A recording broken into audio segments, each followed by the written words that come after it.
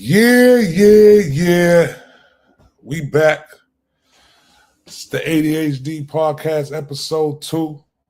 You know, the culture check-in right now. It's myself, Trap Bradshaw. Here with a couple of my comrades, Got my man Trill. He in the building right now, doing what he do, getting ready for the month, coming down to the town. Trill, what's good, B? What's happening? Ain't nothing, man. Maintaining. We got John. John got the birthday boy in the building too. He at work right now doing what he do.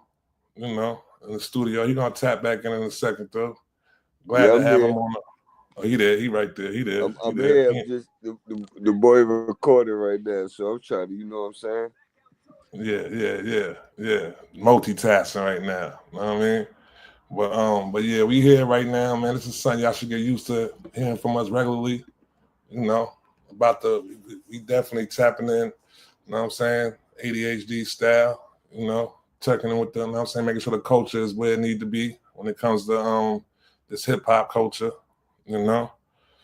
So far, weekend been going good so far. New York weather been great, man. Up until it was so crazy, B. When I got a cut. I got a late night cut too. Got to the shop at like 9:30. Or I went to go see my man Kurt up in Harlem. I thought I was gonna shoot from the barber shop to the juice bar. On the walk to the damn juice bar, weather just broke. I guess we had too many good nice days in a row, man. The weather had to break. I started seeing lightning in the sky. I said, oh nah, don't let this happen. I get to the juice bar, give me some shots, some mega mixes. I ain't make it 2 blocks. It started storming. I said, I'm out of here. I'm going back to Queens. Can't do it. Word. It was outside in front of the juice bar, too. It was packed. All the old heads was outside. Word. Everybody was out. I seen Fat Man while I was out there. Word. Harlem's let me tell you something. I'm going to give you that trip. Harlem in the summer, when the weather break, Harlem might be the best place to be in New York City, B. I ain't going to lie to you. That's a fact. I ain't going to lie. Even being from Queens, I can still say that for real. That's like you know what I'm saying? That's the place to be when it's nice weather. That's the place to be. I ain't in Harlem too much in the wintertime, but in the summertime, I'm at Jai Seal. I might have to get a Jai Seal advertisement up on here, B. For real. That's the spot. But I'm tired. I think one of the reasons for that is just because of the size of Harlem. Because you can get anywhere in Harlem in 15 minutes in the summertime. So if you on 103rd and you find out something going on at 155th Street, you could be up there in 15 minutes with no problem and not miss nothing. Or you could shoot the Dykeman if you wanted to. Or if it's something in the Bronx, you could shoot over there if you wanted to.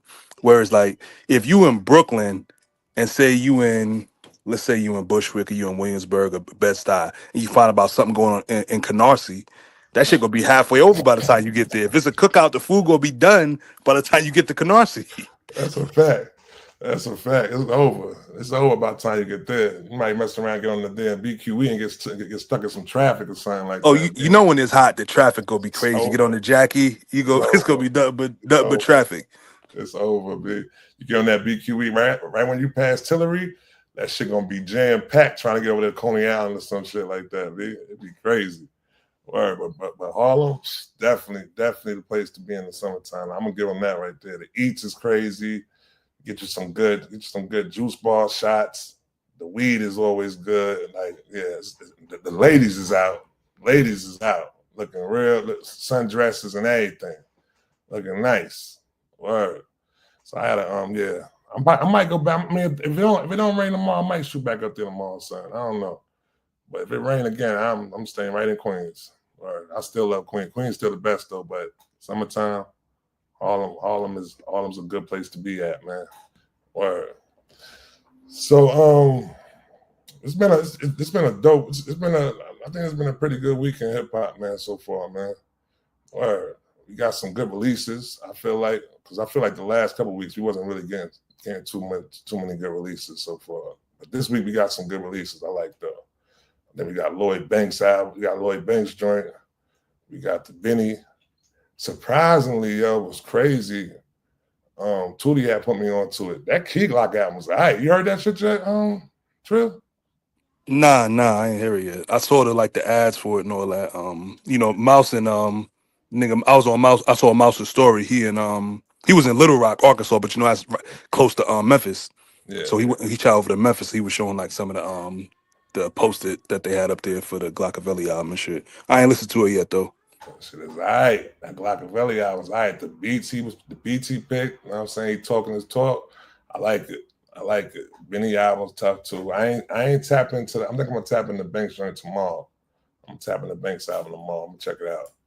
But who else dropped? I think somebody else dropped. Benny dropped the album or is it EP? The 7-song joint. Dropped the 7-song joint. It's tough though. I think John worked on that joint too. Word. But yeah, it was a tough. It's tough though. I mean, I'm happy we got something because I think the last couple of weeks I was in search for something, like trying to get some new music, and it wasn't nothing like really coming out. I checked a couple. Matter of fact, I gotta check this other album out that people keep telling me about. What's it called? Baby Clap? Is that his name? They keep telling me about the dude. They remind him like a some like Jeezy type dude. I ain't check it out yet though. But I'm gonna get to it. I'm gonna check it out though. I think that's his name. I'm not sure. Don't call me on it. I don't know if that's the name for sure, but I gotta find out. I think it's dope though. Next episode, I'm finding out exactly what his name is. But what you feel is the who you think got the biggest W in the culture this week? True. I mean, honestly, this week I would say it's still Kendrick, just because of the tour, the 1-year anniversary of everything. Because now, like, it's being encapsulated, and people was really being able to reminisce about what it was like this time last year, having 616 drop in the morning, having Family Matters drop later that night, and then having Meet the Grams come out 53 minutes later. I think Kendrick is just collecting the W's right now, and I feel like it kind of feels like he has control of the culture to a certain extent, because I feel like the level of art that people was releasing is being held to a different standard now. And I like I said this before, I said Kendrick winning over Drake is gonna hurt the culture in the short term, but it's gonna be better for the long run. So like a 14-year-old kid that's witnessing what happened, he's gonna be more inspired to understand that, yo, if I'm making music, it gotta have a level of importance. I gotta really focus on pushing this pen. And the sing-songy shit is cool, but I also have to do what I have to do as a writer. And then I could put the sing-songy shit on there so people was attracted to it. But I feel like it's gonna have a lasting effect, for the kids that's being inspired by it, but it's hurting a lot of the other artists because they benefit off of just making TikTok music. Like we talked about last time, a lot of niggas, they at the snack bar, like all they shit is all snacks. They not in the kitchen, they not cooking up, they not baking nothing. There's no turkeys, it's no 4-hour meals, it's no roast, it's no slow cooking, it's all just snacks, popcorn. That's a fact. Yeah, I definitely get a W to Kendrick also though, man. For real. It's like he like you said, I think the tour hit Atlanta this week, or the tour hit was looking crazy. The show just looked crazy, B. Just the fact that it's in like the stadium tour just looked different. So it's just looking like it ain't even a movie. It's like a Super Bowl every time he do a show. It's crazy, B. Word. It's really I'm hoping to get there when it come out to Jersey. I want to go to East Rutherford. I'm mad to see that live because I seen the Mr. Morale tour. I seen that one and it was great too. I seen it in LA actually too, and it was great. You know what I'm saying, within seeing it in LA, I thought it was gonna be a little bit more like people coming out and like, you know what I'm saying, like being that he was in his hometown, but it didn't go down like that. But it was still a great show. He put on a great show though. Where he'd be having like the background dances, the lighting be crazy, the big screen behind him be crazy, and this one right here look even more crazy than Mr. Morale was looking. So I could just imagine. They also have SZA on the show with him. I think it's gonna be like it got to be like a good like wave. You know what I'm saying? It probably like peaks and it probably hit a certain peak and then it come back down a little bit and go right back up. Because I heard when what's the name when Not Like Us gets performed, the shit go crazy. I seen a video in Atlanta of the security guard bugging. The security guard was bugging when Not Like Us was going. He put on his own show. Or they was recording him and all that. He put on his own little show, and he went viral with the joint too. But it seemed crazy though. I had a homie of mine that was there, big Drake fan. He up in there the whole time. He up in there. Yo, they not even singing his songs, man. This, that, this. It's not even like they just a bunch of fake fans up in here because he a big Drake fan. So he was just basically, I mean, he said the show, but still at the same time, he said the show was great though. He said the show was great. He said he just was looking at the reaction of the fans that was there, and was just like, yo, the fans ain't even into it. It's a lot of people just riding the wave and shit like that. But I feel like that's gonna come along within hitting the status that Kendrick done hit off of this battle though. You know what I'm saying? He had a status of, he had a pop status. So when you had a pop status, you're gonna have them fans gonna just come along because you hot right now. You know what I mean? So I wasn't surprised by hearing nothing like that though. But still in all though, the real fans is there. You know what I'm saying? They can make it. No, that's a fact. And you gotta consider this is a stadium. So this is damn near 2.5 times as many people that's gonna be in the arena. And even at the arenas, everyone at the arena don't be singing all the lyrics. Like some people just like to see a good show. It ain't necessarily I'm a fan of this person. Like, oh, I heard he's a good performer. I'm gonna go see the show. You know what I mean? It's $70, $80. Some people is willing to spend $110 to enjoy their night. You know what I mean? It don't matter whether it's buying 5 drinks or buying a round of drinks for their friends or just going to a show. I went to Common show and it was old ladies there that I know don't listen to Common. Probably never heard his music, but some people just like people go see Broadway shows. They don't know what the show is about. Oh, I heard this show's good. I'm gonna go see it. And if it's good, I might come back again. And like that's where when you go to the stadiums, that's where it's gonna eventually come to. Like if you went to a football game, not everybody in there is a diehard football fan like that. It's niggas that go to football games. You could go to a motherfucking Giants Eagles game and the nigga have a Redskins jersey on. Like I don't fuck with neither one of these teams, but I got tickets. I'm coming to the game. And I'm gonna rep my team. I'm not missing no NFL game because my team ain't playing. I still, because if you love football, you love football. If you love live music, you love live music. So everybody there is not gonna be a fan. And you got to think, Kendrick is still, he's not quite like a legacy artist like a Bruce Springsteen, where if Bruce Springsteen go to a motherfucking stadium, he got fans from 70 to 17 that been listening to his music their whole life. So they gonna know every single song because his music has been a part of their life since they was teenagers. If they 60, 70 years old, he been out since the motherfucking 70s. You know what I mean? Whereas Kendrick is a fairly new artist, especially on that big national stage. I would say the average Kendrick Lamar fan started being a fan after Damn. And that's 2017. So they're not even 10 years in. Then you have the people like me, you, or John, where we've been rocking since Overly Dedicated, since Section 80. We've been there the whole ride for, a decade and a half. We've been riding. You know what I mean?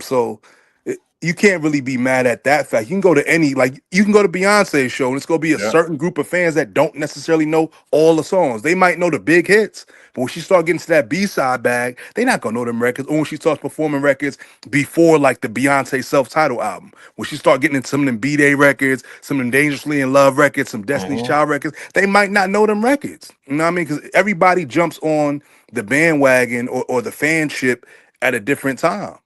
That's a fact. That's a fact. I'm going to see actually me and my mom's going to see October London on the 25th. Yeah, she hit me up one day. She said, I got us tickets for a show. I said, what show? She said, we're going to see October London. Don't tell me you can't go. I'm like, no, I'm going there. What you mean? I said, I'm going there. I said, I don't know about the music, but I want to go there. You know what I'm saying? I'm definitely want to see his performance. He dope to me. You know what I'm saying? Like that, though. So I definitely want to go see the show. And I'm probably going to be put on to his music more than I know about his music like that. So I'm definitely, you know what I'm saying? I know, she just love live performance, like you said, though. She love live performances. So she don't really know too much about it either, though. But she caught the tickets, though. So we going there on the 25th. Where the show at? Beacon Theater. Oh, yeah, like our R&B shows is different because when you really get to see somebody up there singing, it's an experience. Like the hip hop, I love hip hop shows, but if I had to choose between seeing a great R&B artist and a great hip hop artist, I'm probably gonna go see the great R&B artist. Because I saw damn near all my favorites already. I done saw Fab twice. I saw Jay. I saw Nas. I saw 50. I saw Kendrick. I saw Snoop. I done seen who else I seen? I seen Mozzie twice. You a showgoer though, for real. Yeah, I didn't see that. But going to Cleo Soul show, that was a top 5 show ever. That Cleo Soul at Yeah, Radio City, yeah, amazing. I Even bet. just the backup singers, nigga, the backup singers, the band. Yeah. I saw Saba. What's the worst show you ever been to? The worst I'm show. gonna tell you mine. I'm gonna tell you mine first. Yeah. So my worst show I ever went to was a Rick Ross and Lil Wayne show. I forgot who else was there too. Jeezy might have been on the show. No, Jeezy wasn't there. I forgot who else was there. But I remember it was Rick Ross and Lil Wayne. And this is around the time when Lil Wayne was like tapping into like his rock and roll shit. I never forget. He came out and he did his whole set and he went backstage and all of a sudden he came out with like some cheerleaders and he came out with the guitar and shit. And I'm looking like this shit is fucking terrible, B. I'm like, this shit, Raw shit was terrible. Fucking, and then the Wayne shit was just, I'm like, oh no, this is just a bad show. I left the show like on some shit like, yo, I'm not going to no more hip hop shows, yo, for real. Like it's over. I'm not going to no more hip hop shows. But then I ended up going to another one. I went to Watch the Throne after that and it got me back on my hip hop shit.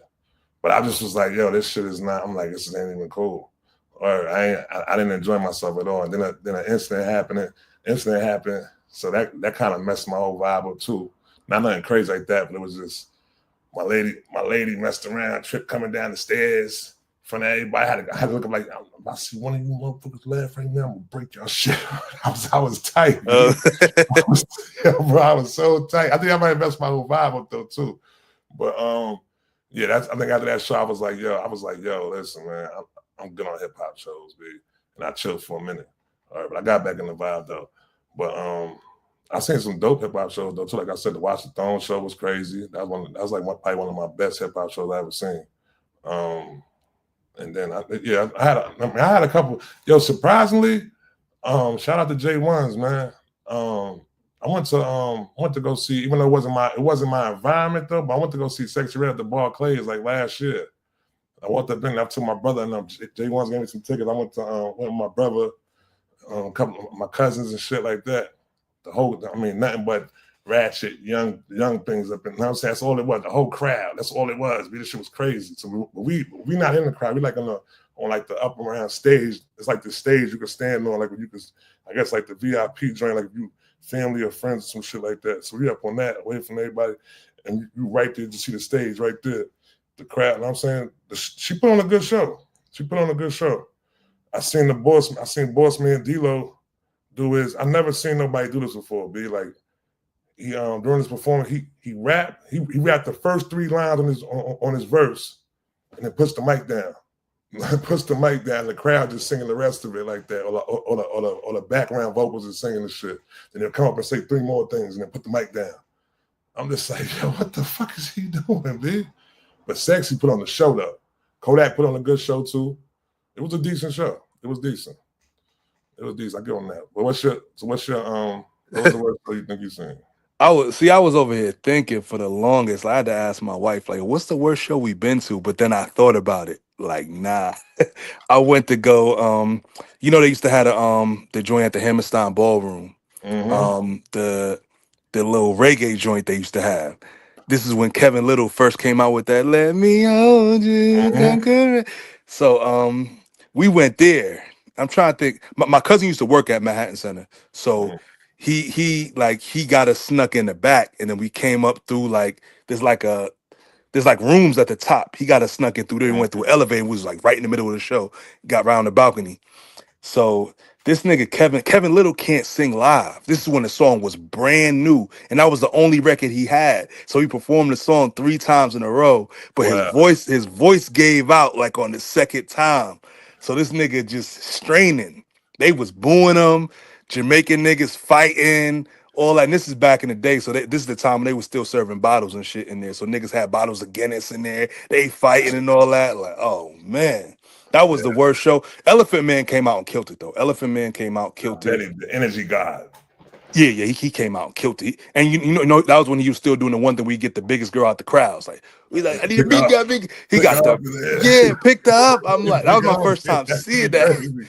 Nigga picked up a 300-pound joint with no problem. Just Energy God. yeah, I'm like, the crowd went crazy. The crowd went nuts, but it was really just Kevin Little's part. Kevin Little ruined it. His part was horrible, and he had the hottest record at the time. But he ruined it with that record and the way he was performing. His voice, like when he first performed, the crowd was going crazy. The second time, okay, he about to do this again. And the third time, like, damn, this nigga don't got no other songs. He about to really do this 3 times in a row. And his voices gave out on the nigga. But that was probably the most embarrassing I ever witnessed. And that was like one of his first times really performing in New York at that time. This had to be the 2004. Yeah, about 2004. Yeah, that's probably the worst. I'm trying to think of every other show I've been to. Honestly, every show I've been to has been really good. One show I would say, God Bless the Dead, that I was a little bit disappointed in, even though it was a good show, it was just short. I went on the first night of the Victory Lap tour at Irving Plaza. And I felt like Nip, because he didn't have no opening act. Funk Flex came up and DJ'd. You know, Funk Flex played that same mix with Get At Me Dog. Like, damn, this nigga really still playing this same mix from 98. He played that 20-minute mix that he always played. You know, played that. And then Nip came out and he performed. You know, he did like the original Blue Laces. He did part 2. He went through some of the records from Crenshaw. That he did a couple joints off the album, but it was just short. So like when he got done, we was like, yo, it's over. Yeah. Damn, like, we thought it was gonna be a little bit longer. It's like, oh, it's another, like, we gotta get up out of here. It's another show right out. He did back-to-back shows. We was at the first show. So it's like, damn, he's like, he about to get up out of there. I saw Steve Lobel and them in the parking garage. Steve Lobel and somebody else. Steve Lobel, my man. That's how I met Nip the first time. Because Steve Lobel from the neighborhood my mom's lived in. He lived right like 2 blocks away. And I remember when I ran into him and Nip in the I forgot what club it was back in the days. And I ran into Nip actually in the bathroom or some shit. And I looked, I said, you Nip us right? I said, yeah, you got some fire shit, B. Or he's like, yo, good luck and understand this. Or he was with Steve LaBelle and shit like that. Or yeah, that's my guy. Steve LaBelle, my guy. Last time I seen Steve LaBelle was at the Meadows when Hov performed. He was with fucking Casanova. He was with Casanova. That was 2018, right? Yeah. It was when the 444 dropped. When 444 dropped, because I had seen Hov. It was 17 then, because I had seen Hov at the Made in America, and then like a couple weeks later, he did the Meadows at Citi Field, and I seen him at the Meadows. I seen him performing twice. It was the same performance. It was still dope though. As when he was performing, whole performance was. It was him on the stage, and Guru, just him and Guru on the stage. That's it. Guru had like the board back there, had one board back there with him, and it was just Hov on the stage. That was it. Body in the shit. Word. Hov was killing that shit. That's why I ain't mind seeing it 2 times, and both times I seen it, I ended up having passes. So I was right there. I told somebody, I said, Joe, there was one point. I was hyped. So I think I told the story before. I was hyped with the Meadows. He came to the side of the stage we was on, and then Hov pointed at me. And I was super high, like, yeah, my nigga pointed at me, this. He's like, yeah, I was doing some shit with my hands. He started doing the shit with his hands. I said, yeah, I got a grouping mode like that. I'm a super Hov fan right there. Yeah, that sounded crazy though, but pause. But yeah, it was a dope show though. That was a dope show. Seeing them at the Meadows though. I went the next year. I went 2018. When was it? Yeah, 2018. I went to the Meadows. I think. Wait a minute. I went the year Nas was there. Nas performed on a Sunday, if I'm not mistaken. Nas performed. Red Hot Chili Peppers was the headliner that night. They performed. That shit was crazy. No, it say 2017. Yeah, it was. But I'm bugging. It was the same year. Yeah. So Jay, he headlined the first night. He headlined the first night. And the Red Hot Chili Peppers, it was the second night. Yeah, so I ain't come on the second night. I went to see the whole performance. I could damn near walk to that shit from my crib. Oh, word? Yeah. I ended up. I damn near ended up. I took the Uber there and we walked across the bridge and went to it. Walked across the bridge. No matter of fact, no, I'm lying. I parked at the mall and then walked across the bridge. I was like, I knew how it was gonna be. I wasn't trying to park over there and all that shit. I parked at the Skyview Mall, walked across the bridge. Only went there for the whole performance. I ain't seen all the performance. Went there for the whole performance and bought some merch, and that was it. And I walked right back across the bridge, Got in the car, went 3 blocks away right to my crib. Word. It was right there. Yeah. Yeah, when I went, my homegirl, she was already there. I was actually on 25th. Me and my wife was eating at Seasoned Vegan right on 25th in Madison. Mm-hmm. And my homegirl's like, "Yo, you trying to come to the Meadows?" I was like, "Yeah, what's going on?" She's like, I got a wristband for you right now. Like, pull up. I was like, "All right, cool." I shot right over there from 25th. When I got there, Ghostface was just finishing up his shit. Like when I was walking out, I'm hearing Ghostface music. So I started walking towards the stage. By the time I got over there, it was already cleared out. So yo, Nas about to go on. So all right, cool. That was my first time seeing Nas perform, matter of fact. Went watched Nas.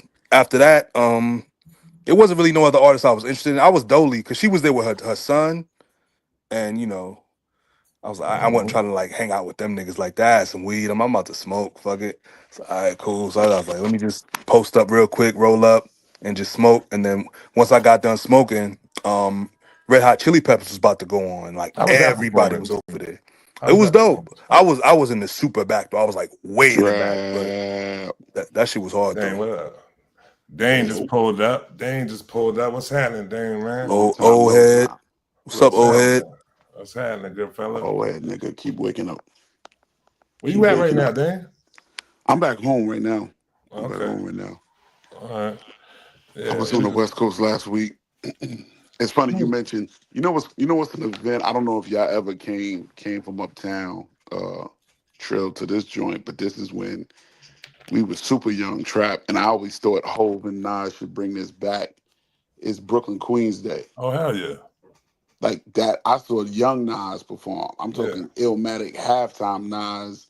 I remember Nori and them perform. We Mobb had Deep. Flush Metal? Yeah, Yeah, yeah. Flush Metal, yeah. And, Yeah. and I just always thought like Nas and Hov, when they bridged that gap, had their Diana Ross moment where they did a free concert in the park. And I thought that shit Mhm. would like, I mean, the Roots do their whole Roots picnic joint. I just thought somebody could definitely revive the whole Brooklyn Brooklyn Queens. Queens Day and just turn that shit out. Nah, that's a fact. That's a That fact. would That'll be a be dope dope. That concept. would be dope. If we ever get like a I mean I could see Nas doing it. I could definitely see Nas doing that right there because it seemed like he really be in for the culture, man. Whatever's going on, you know what I'm saying? I could definitely see him doing that. Or Don't get me wrong, as or much 50. of a capitalist Hove is, I can see him doing it too. It's Nah, just, I don't see all doing that. he want to flip it to get the revenue. And I mean, it is what it is. And I'm sure there's a lane for that because there's loopholes to, free concerts in the park, whether you got the merch stuff or whatever. You Mhm. could flip it and make a killing off that shit. I don't see Hov doing that, man. Hov really disappointed me, man. Since every definitely after that, what's his name? After that Man, that Yankee nigga got, Stadium shit. he's in a different space in I life, don't Trap. care. I don't care. I Clearly don't you care don't about care. that. You Mhm. had your Hove moment and now you're Yeah. mad. And Yeah, exactly, man. Like, come on, bro. Yo, bro, when I was at that at that 50th joint, I just knew he was gonna come out, B. I'm like, yo, Hov gotta be coming out, B. That nigga said, fuck coming out, nigga. Yo, Fuck you. that was crazy, B. No, but that nigga yo, said, fuck it, I'm not coming out. yo, that was crazy. He didn't come out for no events, B. That shit was crazy. But I'm gonna say this too though, Trap. Like his stage shows, because I've seen him at different phases of his career. And like where he is now, if he don't have all the extra shit with him and around him, Not true. he's not a great performer, my Not nigga. He got true. great songs. It's not true, Dean. Bro, I was just telling him just now. I seen him I heard perform you. 2 times in 2017. He performed at Made in America and he performed at the Meadows. It was the same performance. Only thing that was on the stage was him and Guru was behind him with a Look how board, many and hit that was look it. how many hit. So okay, cool. Keep it right there. Trap, the first time I saw Hove was the summer of '98. Mm. He came down to Hampton Convocation Center, 4th of July weekend in Virginia, and the nigga Mm. just walked around the stage, had the diamond chain. It was nothing. Terrible. Same shit. It was terrible. Then fast forward, I seen him the summer of '03 in San Antonio, Rock the Mic tour. Had And fire why and did he have to everything. go on after Busta Rhymes? Why? Mm. Like that was a terrible fucking idea. And again, he added a little pyro, a couple dances, trash. Fast forward some more. Now I'm living in Houston now. He came through the joint, whatever the year him and R. Kelly was supposed to do it. And Mhm. at this point, Kells was off the tour. So Mary jumped on Jay-Z and Friend shit. Terrible, my nigga. Like it's just not in him to be like almost animate his music out. That's not who he is, and I get it. But again, when you give him the bread and then he threw on the tuxedo and Jay-Z B-sides, all these years now, mind you, his catalog is growing. So to what you're looking at, and you all the way in 17, think about how much music he got from Yeah, 98, my nigga. yeah. So yeah, it's easy to get up there with fucking Guru and just hit a button and it's hit after hit. Like it's easy. And again, my So when I last time seeing him, and I said, I'm done. I don't want to see that nigga no more. We well, saw the niggas in Paris, first night in Paris. And bro, like they that performed was the song quite 13 crazy. times in a row. Like Yeah, that no, shit that was was crazy. insane. Oh, you So you was there for that when that happened. yeah, Yeah, you I told got me I'll about send you that a clip too. on my phone. That's crazy. That shit was Yeah, stupid live. Like I tell every American is something to see a concert outside of America. I gotta do that Like how one they day. give it up is fucking crazy. I gotta do that one day. That shit was What's, dope. so all right. So me that you such a show goer right there. What's the worst show you've seen that you left there Music just or like comedy? Because I got the worst damn comedy show comedy? I've You ever seen seen. somebody bomb before? My nigga, I saw Mike Epps, nigga, in Houston was terrible, my You seen nigga. him bomb? He bombed. My nigga, he tried to come out and say a bunch of day jokes. They booed that nigga, bro. That Wow. nigga was out for like 11 minutes, and I knew like, good night. I was like, oh, this nigga's trash. Right? But now when he talks back and say how he was coked up and all, I Yeah, understand now. makes sense. I Makes understand now. sense. Like he just had a bad batch that night. He was not fucking. He didn't have no routine. Nothing. Like that shit we saw in Detroit. That's Yeah. famous with the little nigga, little chicken wing and all that. Like you Uh, could tell he worked. That was years later. But dude, I saw Mike Epps early. He was garbage. Garbage. that's crazy. That's crazy. I fuck. Now you know what? I had to grow to appreciate Mike Epps. I looked at Mike Epps as being like a comedian that looked like he wasn't like a comedian really like that. It was like he was just somebody that was funny. There's a difference between being funny and being a comedian, though. You know what I'm saying? Correct. So when I seen he has grown into being a comedian now. You know what I'm Yeah. saying?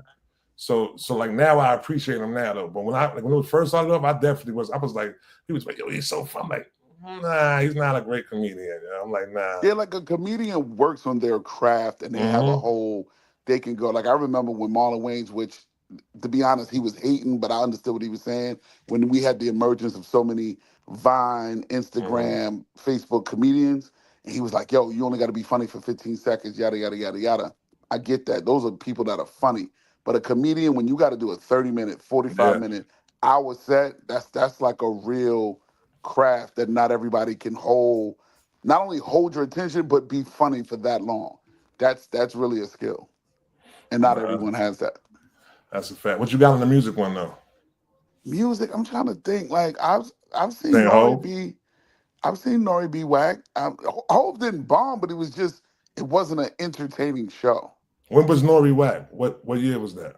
Ooh, so he came to Hampton 98. 97. No, Seven. it was like December or something like that. Because that was the first So time I ever saw he's at Pharrell. the peak. He had his peak right then at that time. Bro, this is This is and at that what? The time, Super Thug. yeah, niggas in VA wasn't on him like that. Cause even Mm-hmm. Pharrell had to come out for a little flash for him, and like them niggas wasn't huge then. But like the New York crowd and niggas from up the Northeast, we was going crazy. But you could see like we was the minority. Like we looked like niggas just making a fucking ruckus in the crowd. Like y'all niggas shut up. This shit ain't it. You know what I'm saying? But bomb. I saw Maxwell bomb too. Maxwell the singer.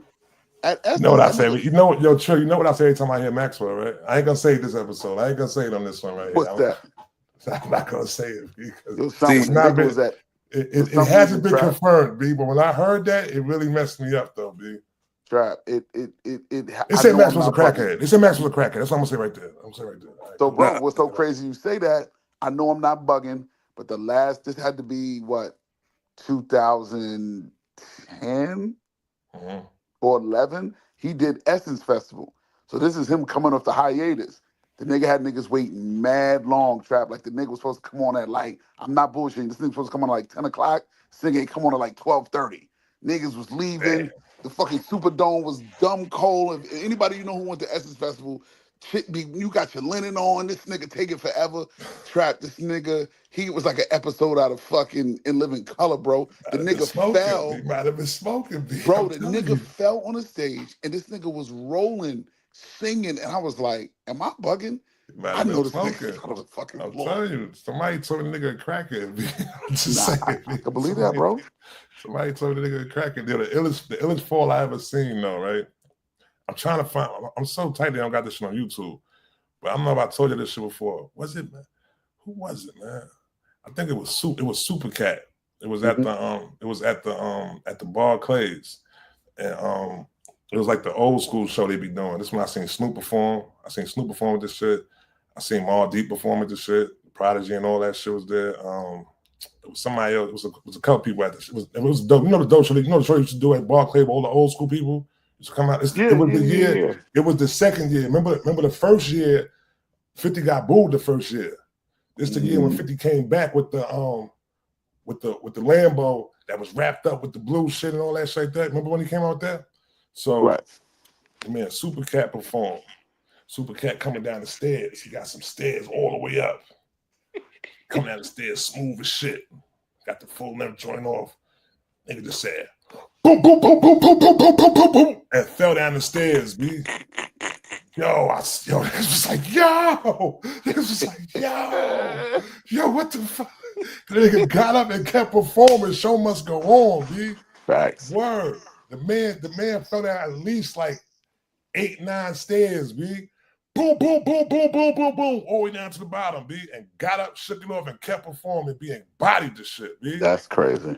I was trying to look that shit on YouTube before. I can't find it, B. That shit was crazy, B. We was talking about this in another space trap. Are there still people, like real living legends, that you still want to see perform, whether it be music or like comedy? Is there anybody like, yo, I will pay top dollar to see this dude or this woman?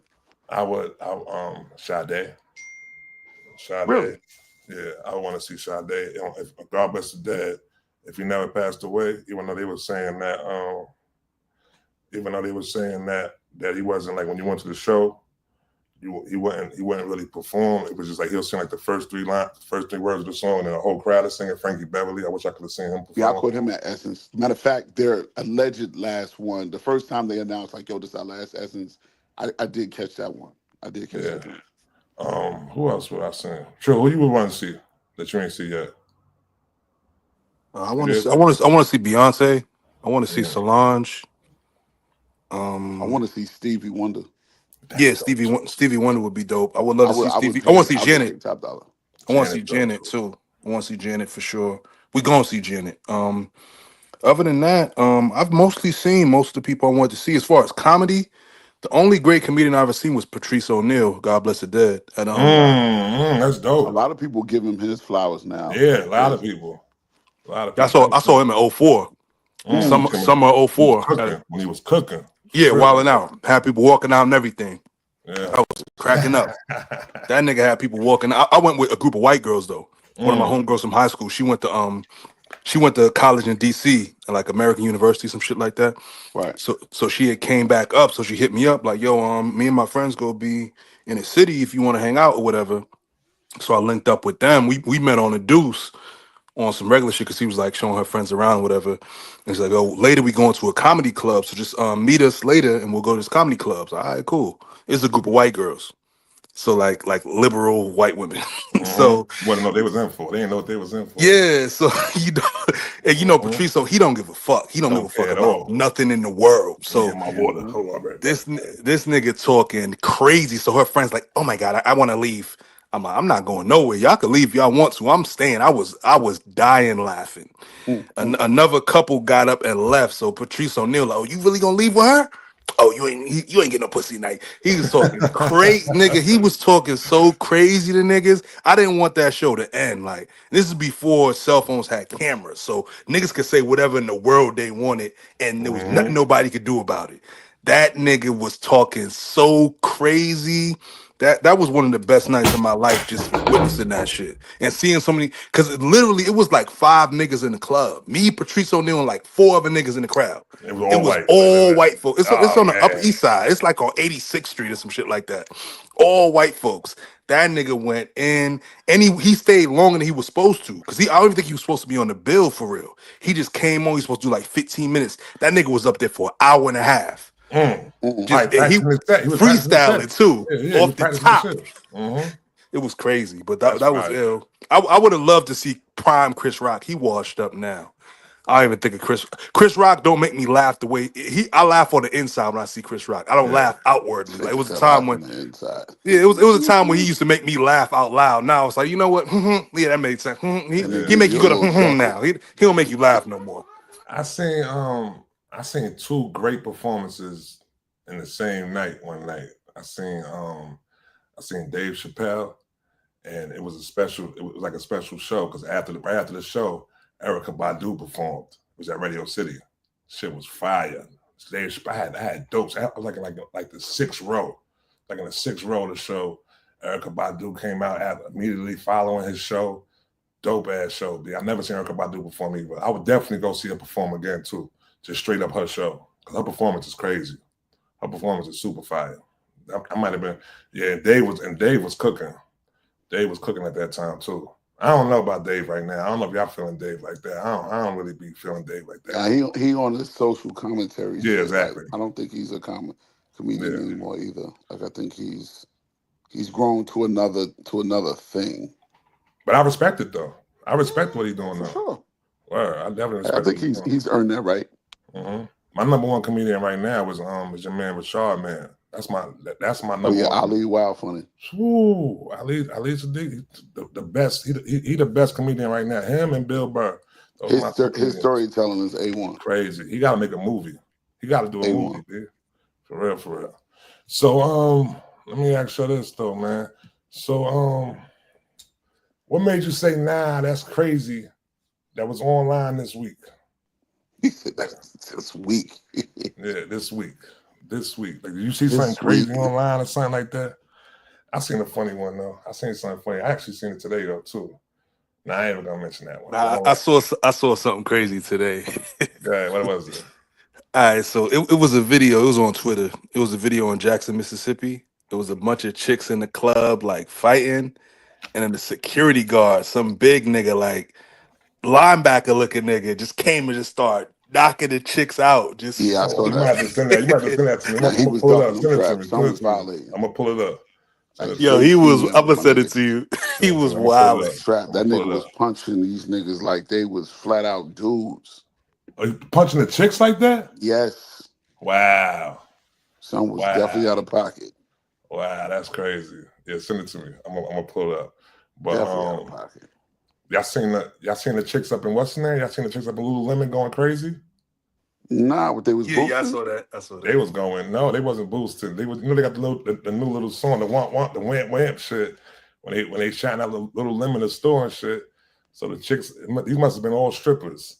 They go up in the store and just start going crazy, just twerking all in the store around like during like business hours. So it's like people in the store shopping, they just going crazy. Shorty putting her leg all the way up. They all got ass too. Putting the leg all the way up. The other chick dropping down on the floor, shaking it crazy. Then they was going crazy in the spot all over the store, B. They just keep screaming, Lululemon. They was going crazy on the shit, B. That might have been a crazy one. I was like, nah, they bugging. Word. Then what else I seen? I be getting so many videos, man. You sent it to me. I want to see that joint. I'm gonna pull it up. But yeah, that was a crazy video right there. Then my pop sent me my pop stay sending me a video. He sent me something I can mention right now. He be on TikTok all day just scrolling. Or they talk about these kids is hooked on scrolling. I think my pops is hooked on scrolling. Dude. He be watching TikTok all day, just sending me videos. Sending me videos. Papa Doc said he outside. Word. He be knowing everything that's going on. You seen that right there? This. Like, yeah, and I be able to make sure I watch the video, because when I speak to him, he gonna mention the video. So I want him to think that he's sending me shit and I ain't watching it. I watch every video too that he be sending me. He be sending me some dope ass videos though. I ain't gonna hold you. He definitely be sending me some dope videos. Word. There you go right there. Hold on, let me pull it up real quick. Yeah, the Lululemon joint, they was bugging. They was bugging in the spot though. Word. I said, nah, they wilding. They said Lululemon is mad about the song though. They said they mad. They like, yo, this is not the advertising we trying to be known for. And they went up in the store and started bugging. Hold on. I got it right here. Let me pull this up. Let me pull this up real quick. If you want to be on the audio, you ain't gonna be able to see it, but you gonna hear it though right now. Let's pull this up. Who just pulled up? John back. All right, hold on.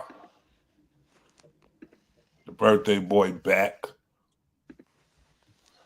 All right, here we go. Let's see this joint real quick. Man, wow, I saw that earlier. Oh, chick, that's a chick. Oh, that's a girl? That's girls he hitting. No, yeah. I thought you were saying the big person was. Yeah, he wild on him. Yeah, he was duffing everybody. Why is man just watching a nigga do that though? Niggas is bozos, man. Mowing them trucks Why is down. man just watching him? I don't want to see this no more. Oh, it's no more? What the fuck? Yo, what was that? Yo, bro. Stop. I don't want to watch this. I don't want to watch this. Trap, he was out of pocket. We finna read about him. Slander like that for, B? We finna read about him. That was crazy. Nigga, if that was my daughter or something, bro, what? I'm gonna have to go back through there and boom that nigga, B. Yo, why he went crazy like that, B? What the fuck? He was a security guard too. Crazy. That was crazy. I can put it back over here on this one. Yeah, that was wild right there, man. Six, what up, man? Six John just pulled up. What's up, man? What's happening? Out here in Vegas. You in Vegas? Yeah. Okay. Working right now? You chilling, partying? What you doing? I don't party. My boy got a residency out here, so I came to watch him perform, and then all right, that's what's up. Gonna work tomorrow and then go back to LA Monday. Okay. You ain't stepping out tonight? No, I don't do that, man. I don't like people. Do that. Days behind you. Them days they was never in front of me. I never liked them. Never in front of you, then it wasn't your time. Unless somebody was cutting a check, I'm not going. No, I could dig it. Now I was asking a question about what made you say, nah, that's crazy online this week. That's definitely a nah, that's crazy right there. Yeah, that for sure. I just saw that today. That definitely was a nah, that's crazy right there.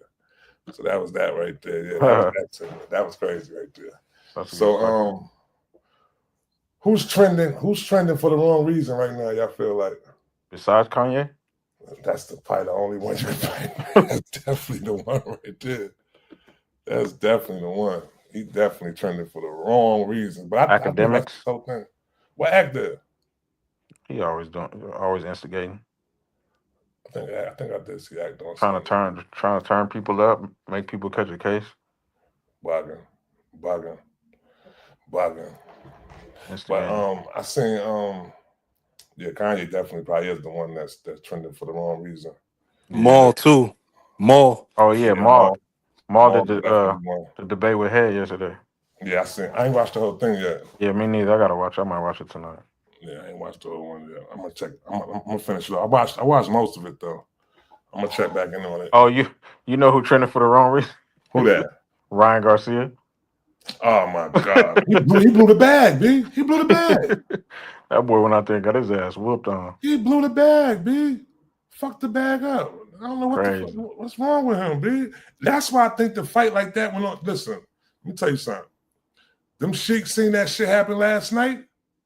They said, hold on, this shit ain't happening tonight. You better get on your bicycle right now, B. You ain't messing this bag up right here. You know what I'm saying? You talking about Skull? Yo, he was on his bicycle tonight against Canelo. That's what I heard. He was on his bike the whole night. The whole time he was on his bike. Yo. So I think that's definitely what happened, Trill. You heard? I just thought about that. I think that definitely happened like that. I think the chicks was like, yo, listen, you're not doing that again tonight. Don't mess the bag up. They can mess this bag up right here. We ain't doing that again tonight. They had to make sure the Crawford fight happened.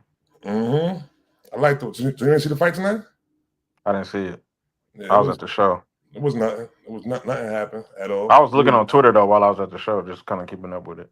Then nothing happened at all. Dude got on his bike for 12 rounds. He was in excellent shape. Running. He was running the whole time, B. Word, that shit was terrible. Charles Crawford was there. It was like 6:30 in the morning out there. I know. They did the face off after the fight I saw. Yeah, he was on his bike. That's I didn't even think about that. That's definitely why that happened for him. But they was pissed off about that Western nigga. They wanted that back. They had Times Square looking crazy. Really? You went down there? Nah, I ain't go down there. I just remembered about it that morning. Then Glass was like, "You want tickets?" Like, hell yeah, I want tickets. Give me some tickets. He was like, "I'm gonna see what I can do." And then I'm saying it was too late though. But the way they did it though, they set it up like as if it was the ball dropping. So you ain't really even have to have tickets. You could have just went out there and watched the fight. Yeah, it was like construction workers watching up high and stuff. Yeah, so it was all like the billboards that be in Times Square. The billboards was all showing the fight. So like it was crazy.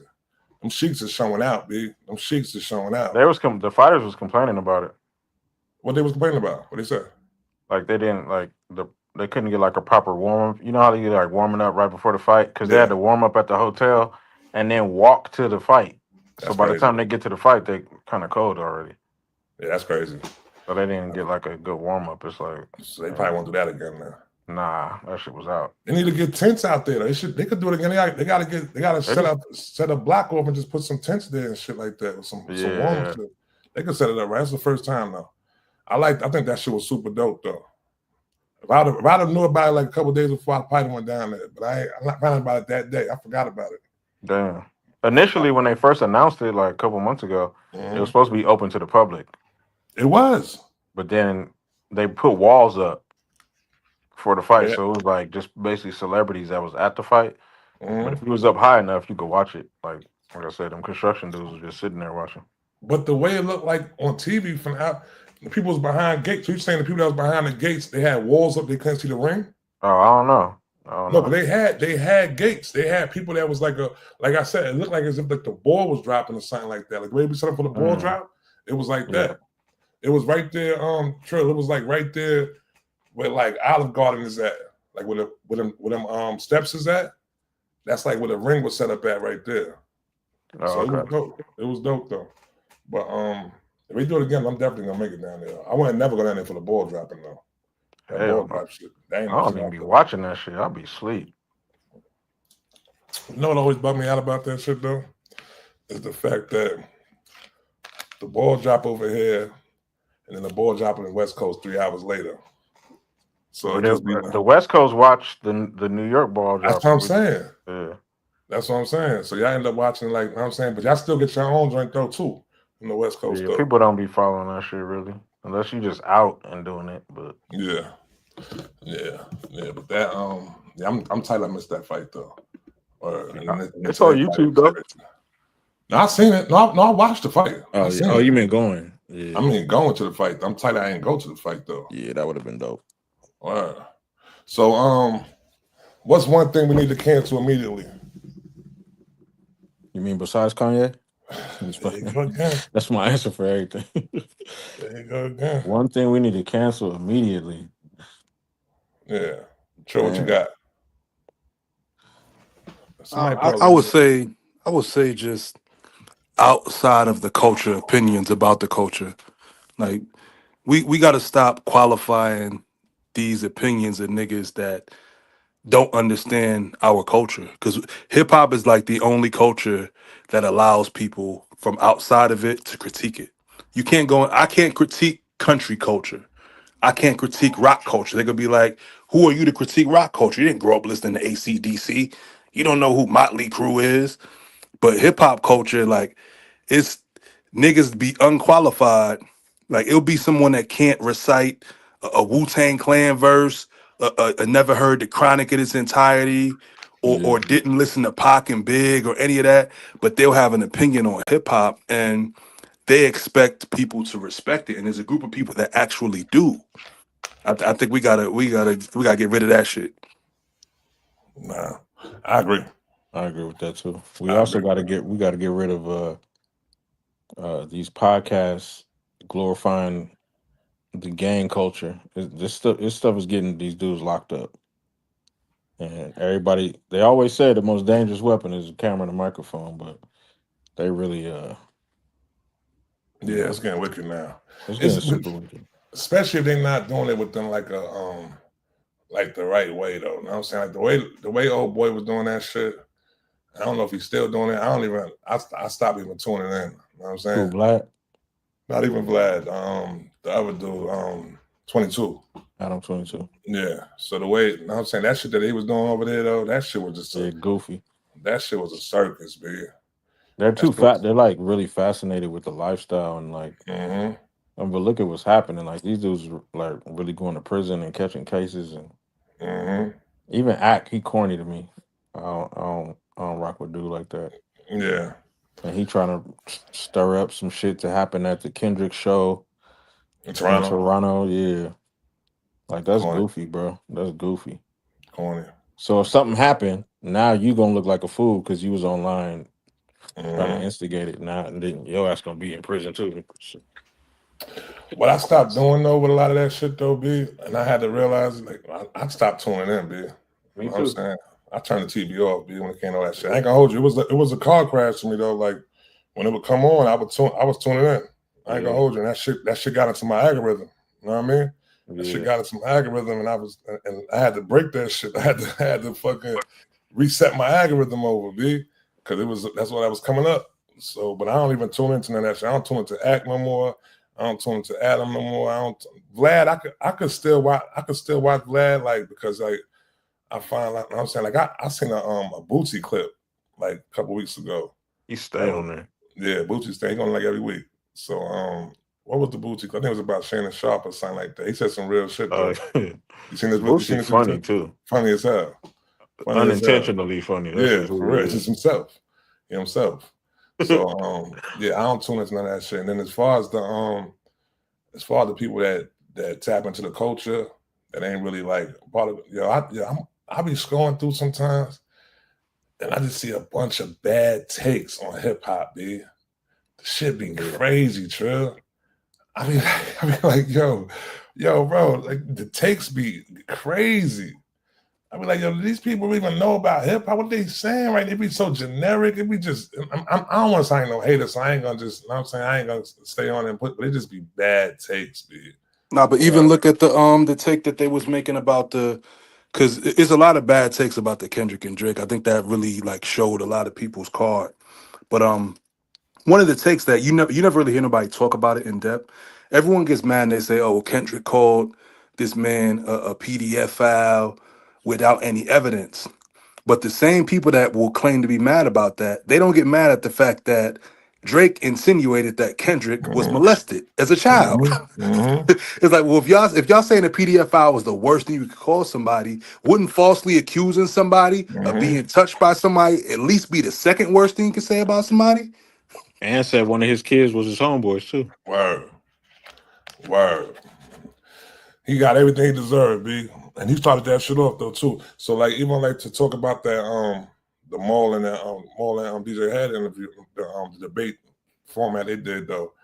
And when they asked him, they said, "Joe, was a phone call made to lay out the rules?" You know what I'm saying? It seemed like as if Maul and that's what they done heard, that it was some phone call made to lay out the rules, what shouldn't be said or nothing like that. Then I feel like if it was, then I feel like Drake just said, nah, this is what I'm about to talk about right here. You know what I mean? I'm about to mention your wife. I'm about to mention you, what's the name? You getting, well, the record label shit probably wasn't the 50 drop and give me 50 probably wasn't that, but I'm gonna mention your wife, your best friend is the real father of your child. Like he threw the gloves off. You know what I'm saying? That's the thing. Like some people could never be in a fair fight. We all got that friend that keep a knife on them or keep a blade on them. They do not want a fair fight. And it's like, yo, sometimes, and what's like DJ Head explained it perfectly. It's like, yo, we can shoot a friendly fade if we friendly, but we not friendly. So if we go into war, we go into war. Like the way I was raised, the way my pops raised me, he was like, the only reason to fight somebody is to try to kill him. He's like, unless you a boxer or you someone that gets paid to fight, the only reason to fight somebody is a life or death situation. So you got to go for whatever you got to go for. You know what I mean? And I feel like Drake is not prepared for a fair fight. So Drake always got to try to do something extra. You know what I mean? Like, because every time he's been in a fair fight, he's lost. The Meek Mill fight wasn't fair. He was able to win that because it was an unfair fight. Meek was overmatched. And it wasn't because of an ability thing. It was because Drake just had way too much pull in the music industry at that time, Exactly. where no matter what Meek Mill did, he was not going to be able to beat him. Whereas when he went against Pusha T, as far as ability goes, that was as close to a fair fight that Drake had at that point, and the nigga got smoked. And then he went at Kendrick. This is the closest to a fair fight he will ever have, and he got smoked. You know what I mean? Like, so it's a lot. Everyone could punch somebody, but not everyone could take a punch in the face. And that's what Drake showed us. Drake can't get punched in the face. He could punch other niggas, but when he get punched in the face, he balled into a little corner and he turned into a white boy. Yeah. It's no fun when the rabbit got the gun. That's a fact. That's a fact. So they was what else did they saying in that joint? Because that was that was great. That was a great there's some great content that they did within that. I think Ed answered the questions perfect though too. You know what I'm saying? More did a great job though too. I think West End did a great job with them moderating it though also. What else can I think of? Well, speak on a little bit though, Trill. Like what happened in that debate they was doing though. I can't really think of another question. I think Maul was just because people were trying to say both of them was being biased, and like obviously they both had their biases, but DJ Head was honest enough to say he didn't like Meet the Grams. He said I only listened to the song like 5 times. Like it was super dark. I'm a jovial guy. That's not really the type of thing that I go for. I don't enjoy listening to that. And I told Kendrick that. Whereas Maul wouldn't concede anything. Like it got to a point where they asked Maul, he said he didn't remember any lines off of Euphoria. It's like now you're just being disingenuous. Like Kendrick bodied that whole record, and then he's like, you know me, I went back and listened to Family Matters today. I went back and listened to All Americans today, and what I noticed is it's like a 3-minute part in the middle of Family Matters from about minute 2 minutes and 5 seconds That's my to about. part. Nah, but the thing, he don't even talk about Kendrick in that whole part. No, talk about Rick Ross, talked about Metro. He talk about Ross, he talk about Metro, he talk about Future a little bit, he talk about Rocky, talk about Weekend. All he says is the Good Kid, Mad City Van. That's all he don't say nothing like. So the best part of that song, the best rapping he done that song, he's not even talking about Kendrick. And that's the thing that all the Drake fans seem to be forgetting when they talk about how this is the greatest diss of all time. It's like, well, it could be whatever it wants to be, but the target, you missed your target. It would be like me, it's like, 100 men versus the gorilla, and the gorilla got a roach on his shoulder. I'm shooting at the roach. I'm not shooting at the gorilla. I'm smashing the roach 1,000,000 times. Now it's time to fight the gorilla, and I'm getting my ass whooped. Like that's just a bad strategy, because to me it's like, if you ever been jumped or you ever been in a situation to be jumped, you got to go after the most dangerous person. Like who is the nigga that has a chance to beat me up one-on-one? That's who I got to attack first. Because if I attack him first, it's going to intimidate the other niggas. If I hit him in the face hard and I stun him, the nigga that's not as tough as him, okay, he's going to be easier to defeat because mentally he's already defeated by what I just did to the nigga that he fears. It's like he took the worst strategy because he went at all the other niggas that most people will tell you that Drake could probably out-rap all them other niggas. That's a like fact, you need to worry about this nigga Kendrick. That was the best part of the West End. That's the best part of the song. And he avoided talking about Kendrick the whole time. Rick reading my Miranda rights. And we said all that shit. That shit was crazy. What's going on here? We good? Let me pause this for a second. Nah, but Drake made a fatal mistake because he's not because a lot of the, like we talked about this before, a lot of his fighting is about styles. It's not necessarily about, how big somebody is or how strong somebody is, because average UFC fighter might be able to hit as hard as Floyd Mayweather, but they're not going to be able to hit Floyd Mayweather. So you might be able to take 100 of his punches, but you're not going to be able to give any. So you're going to get smoked by the nigga unless you just tackle him or some shit like that. And the problem that Drake... grab him. Yeah, you can grab him, but you can't grab what you can't touch. You can't hit what you can't touch. Shit, I'm grabbing that nigga by his neck. Come here. I don't throw no punches with you, Floyd. The fuck is you talking about? Hell no. He gonna give you 40 to the chin. As soon as you grab, I can take a couple. I'm gonna grab you. You're gonna just keep hitting me with them shits. Come here. Word, Floyd, yo. Yeah, but my bad, man. I had what's the name, but that part of the song, that beat and everything, B, was just crazy in that song. He I've was on been the drill realizing beat. that though. He was on the drill beat, yeah. And Yeah. I said, yo, he ain't even rapping about Kendrick at this part right here. B, I'm like, but he was bodying that Rick me and Mama Miranda rights. It was going crazy. Word. But he ain't. I guess he really felt like as if it was 20v1 though. So he ain't had to go at nobody else though. He ain't have to go at nobody else. All you had to do was focused on Kendrick, and that was it. You ain't have to mention Metro. You ain't have to mention Rick. You ain't have to mention nobody. You know what I'm saying? That was all. You shot your gun off and ain't even hit the person that you wanted to hit. You know what I'm saying? Like he was on his Denzel shit though. I'm leaving here with something. It's like I might not beat this little nigga, but one of these niggas I'm knocking the fuck out. It is what it is. No, that's where he went wrong at with that though. That was the whole song. Everybody, I remember Joe talking about, yo, he got the red button. This. He got no. What was he calling it? He said he got the nuke. He got the. That's what I heard. That's what I heard. I'll never forget that, B. I think it was so crazy because that was like, it was tonight, right? Was it tonight when it happened? When the Family Matters dropped, and then immediately after Family Matters dropped, we got Family Matters dropped. We got to Meet the Grams. It was on the 3rd. It was on the 3rd when that happened.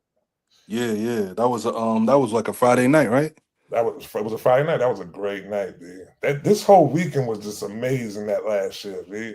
It was like so hip hop. Like it might be one of my favorite weekends of hip hop, B. Because it was just, and we got all that content too, though, B. Because it was crazy. I'll never forget. We was in the room. We played Family Matters. Everybody going crazy. Yo, the Drake fans going crazy. 20 minutes later. Yo, Kendrick just dropped, B. Yo, nah, get out. Yeah, word of mother, Kendrick just dropped, son. I got it right here. Hold on. That shit. Played it. It was so dark. It was right. It was dark. But it was the way it's supposed to have been, B. You know what I'm saying? Like, it's like a funeral. I wanted the one to hear Not Like Us. You know what I'm saying?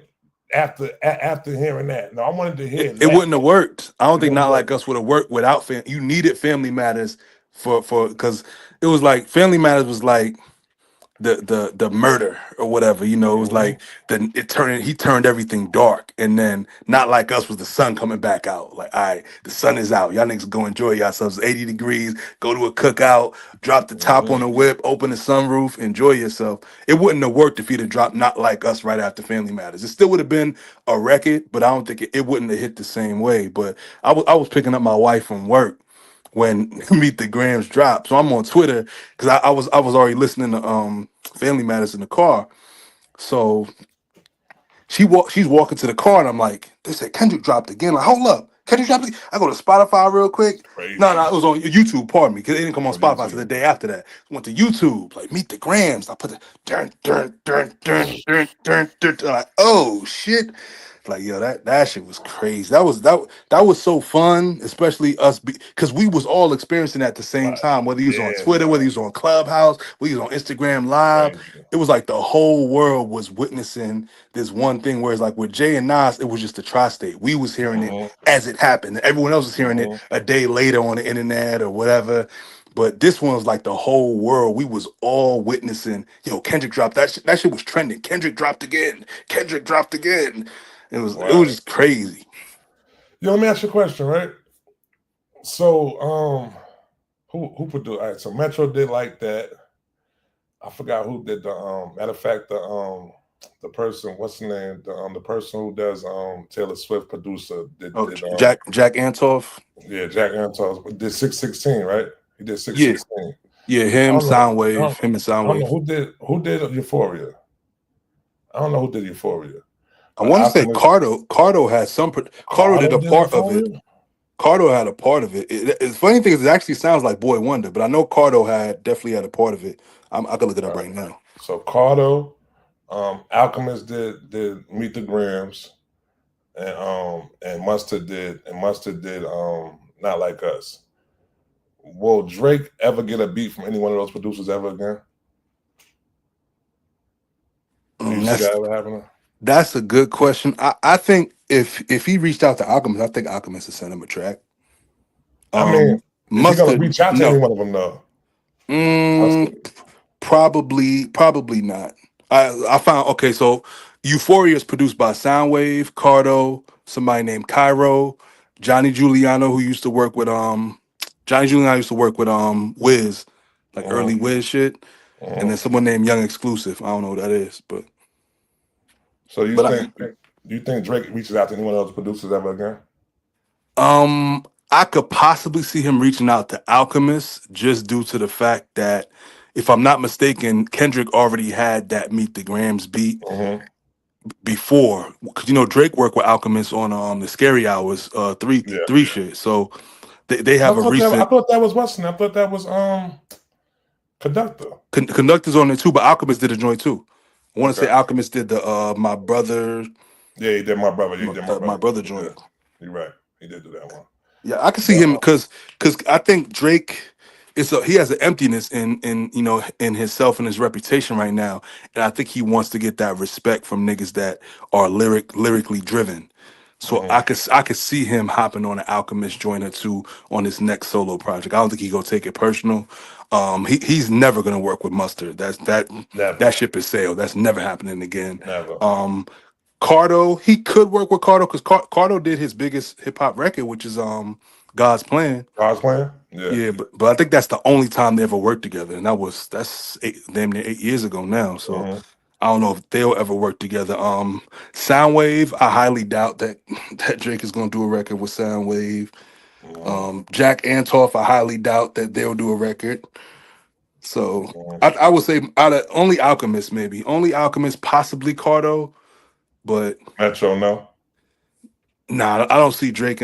But I mean, it's a part of me that thinks that Drake wants to squash his situation with Future. Yeah. But I think in order for them to squash that, his man too. Yeah, so in order for him to do that, he's gonna have to have a conversation with Metro. I don't think Future go by, yo, we just can't squash this. You and him got to get right. When y'all get right, then I could be able to get right with you. But I can't get right with you if you're not right with my man, just because of what they say started the situation. Because it was really your disrespect for him is what got me saying fuck you too. So until you get right with him, it's still fuck you. Did all that the Metro, I mean, I know they said it was something to do with some other personal shit though too, but just to keep it on the music though, it was because of the Grammy shit though, right? It was something to do with the Grammy shit, I think it was. I think it was that. And I think they had like some little Twitter back and forth before saying some shit to each other. And I think spilled over to some other shit. They probably already wasn't 100% seeing eye to eye, but what they say is it was a situation with Metro was supposed to send him over some beats for all the dogs, and Metro, the situation with his mother, like 2 years ago, his mother got murdered by her husband or whatever. Yeah. So he was dealing with that, and I guess Drake was on the phone with Future, and he was asking, "What's up with Metro? You gonna send him beats?" And Future's like, situation with his mom, he kind of down behind that, and I guess Drake made a joke like, "I don't give a fuck about his mom, tell that nigga to send the beats." And Future was like kind of thrown back, like he didn't laugh because that's serious. That's somebody's mother losing their life and being murdered, not like it ain't like somebody died, on a plane crash or some shit like that. Somebody being murdered, and Future didn't think it was funny. What I mean? I think that's how it all got, and I guess Future told Metro, which would be the right thing to do. And Metro was like, "Fuck that nigga," and from there it was on between the two. And if that, and I've heard that from a couple different sources that is true, and that's how it started from people that I've talked to personally, and then I've heard it other places too, where I think Joe referenced it, and then someone that you and I both know also confirmed it as well. Two people that we know confirmed. I think I did remember son saying that before though too. Yeah, that's crazy. So That's crazy. And these are three people from three different places in the world saying it. So if like the chances of all three of them be lying about the same thing when I know they didn't have no personal conversation about this shit, it probably is true. And one of them, one of the brothers has a relationship with Metro. He know Metro, so he wouldn't. Yeah, I remember when you said that. So he wouldn't jump out the window on a lie about someone that he actually knows and was kind of close to the situation type shit, Yeah, that's wild right there. Yeah, well, that's what comes from uncultured people right there, B. You know what I'm saying? And that ain't even like that. Nah, fuck, I'm not even gonna put that on there. That's just a scumbag shit to say right there, man. For real, for real. Yeah, Word. that's horrible. Like, what would make you Yeah, think that yeah. that's a horrible time to joke about something like that? You know, like, And I feel like he must be on some drugs or some shit saying that type of shit right there. That was crazy. Yeah, I ain't like, yeah, we're gonna move on from that. But yeah, that was crazy. I ain't know he did that. I forgot. Matter of fact, I ain't say I ain't know. I forgot that he did that. But you feel like clout chasing is killing creativity nowadays? absolutely, because you got people worried about 15 minutes of fame and not the long run. So they're worried about getting this instantaneous level of attention and or success, and they're not worried about the long haul because a lot of the stuff that these niggas doing don't have a long shelf life. So it's like you can get all the attention in the world doing what you're doing today, and it might last until December. But what happens next January? Like, do you got another trick up your sleeve? Do you have any other creativity to offer the world? And what happens with a lot of these people is, remember that goofy ass nigga Boont Gang? Yeah. He was doing all that silly ass shit, and then now he didn't had a change of heart, and now he had a come to Jesus moment. And it's like, well, you did so much clout chasing when people was paying attention to you that no matter what you're doing right now, we gonna side eye you. Like, we not gonna believe what you're doing because of the clown shit you did when you actually had the spotlight on you. I think a lot of people is compromising long term success for instant gratification, and it's just not to me it's not a fair trade off, and it's probably easier for me to say that as a 40-plus-year-old man. Yeah. Now, if I'm 18, it might sound like a good trade off at 18, but at 40, I know it's not. I seen something one time. It was a dope like little take on it was Eric Sherman, and he was like, yo, I don't know what y'all artists gonna do when y'all get to my age right here, when y'all don't have what really matters to in order to extend your career as an artist. You know what I'm saying? You're not gonna y'all not worrying about having the music that's gonna last. You know what I'm saying? Y'all more concerned about the moment. You know what I'm saying? Like just the instant moment right now, whether it's cloud chasing, whether it's microwave music like that. You know what I'm saying? That's not gonna last. You know what I'm saying? You can have a lasting career. You know what I'm saying? You're going to burn out. You know what I'm saying? You're going to have the songs that you could perform 20 years from now. You know what I'm saying? Because y'all so worried about the moment right then and what's hot right now and shit like that. Y'all ain't worried about making nothing that's going to last and be timeless and shit like that. He said it was a dope piece though. I meant to bring that shit to the room one day though too, because I think that's a lot of that's what's going on now. It's like who can even make the TikTok song? You know what I'm saying? Who could even say the wildest shit? You know what I'm saying? And just or do the wild shit to be hot right then at that moment. And then they just worry about what's the next thing they're gonna do. You know what I'm saying? And I don't even feel like Chicks was just bringing up though. I think like that's the most damage that Kanye doing right now though. Like I told somebody the other day, I said, yo, after him saying the shit that he said, these kids are gonna hear that shit right there. And only thing that's going to their mind is, how can I say something wilder than Kanye? What's gonna be wilder than saying that you did what Kanye? I don't like mentioning that shit over what he said though. But these kids are gonna end up thinking like, what can I say wilder than that right there? So I'm just like, I don't even want to see what the fuck's what's to come. You know what I'm saying? Oh, like I don't even want to. It's gonna be crazy, B. You know what I'm saying? And it's like, yo, you so great of an artist. I feel like, yo, to resort to this though is just crazy to me though, B.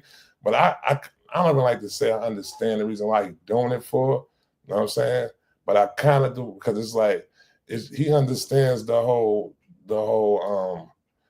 this era of content nowadays, and he's all for doing toxic content. You know what I'm saying? That's what's keeping the camera and the mic on and shit like that. You know what I'm saying?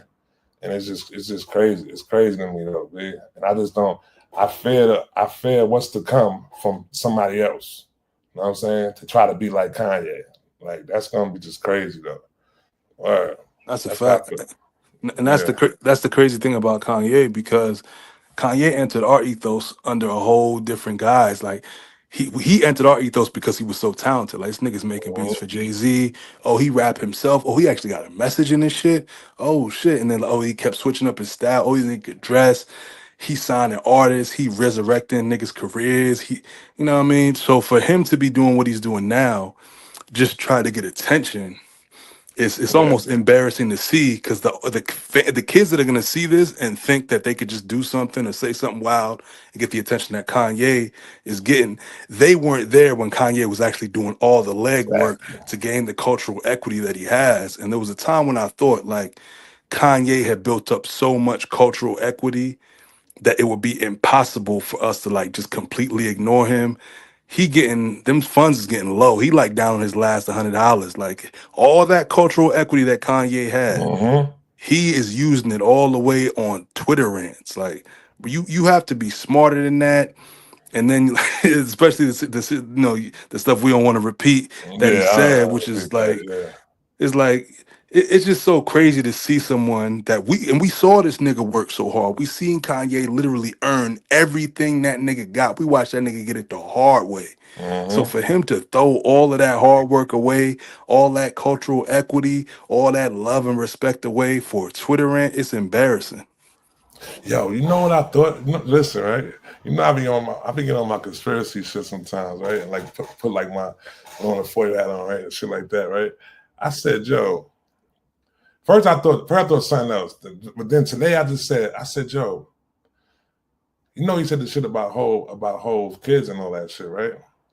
So I said, I said this has to be playing in some part of public humiliation. I said, what if Hove told him, yo, listen, my man, you bugging the fuck out. Yo, listen, only way I'm gonna let you slide with this right now, what you did, Market, you better go in there and say, you know what I'm saying? That's the only way you're getting off from this right now. I said, Joe, that gotta only be the reason why he like I don't want to hear about you got to get up and check. You could have went to a doctor being told him that shit. Why did you choose to come on and say this shit on a song and just rant about it? I said, that might be it right there. I'm just saying. That's what I think. I think Hov sent them ninjas and said, Joe, listen, man, we're going to let you, but you better say that you know what I mean? And then I'll let you but let's never hear that. Let's move on, man. Let's move on from that one though. I think that crossed my I said, yeah, that was crazy though. But all right, man. We did tap into the sports, all right, but we're going back into sports now though, man. For real. So is the NBA still the coaches league, or has the NFL taken over it? You feel? You know what? That's an interesting question that you ask.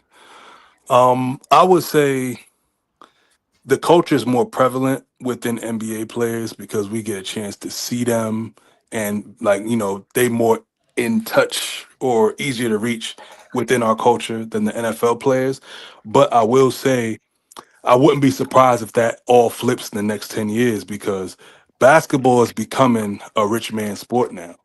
Like Colin Cowherd always talk about it. It's like, yo, the NBA is turning into the 3-car garage, granite kitchen counter league.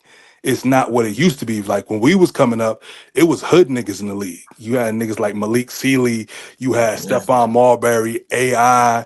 You had niggas that was really from a real struggle that had, that was a nigga like Derrick Rose. Like Derrick Rose, he grew up in a crib. They ain't always have electricity. They had water leaking out the ceiling and all that.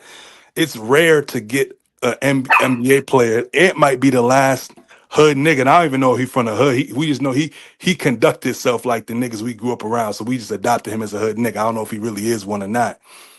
Like, so you don't really get too many hood niggas in the NBA no more. And I think in the next 10 years, there's not going to be any more hood niggas in the NBA. It's going to be a bunch of children of former NBA players, a bunch of kids that grew up on the traveling basketball team from the suburbs. Like, their parents might be from the hood. Niggas like, it's going to be a bunch of John Morant niggas. Like, their dad was probably from the hood, and they try to tap into their dad's hoodness, but they not from it.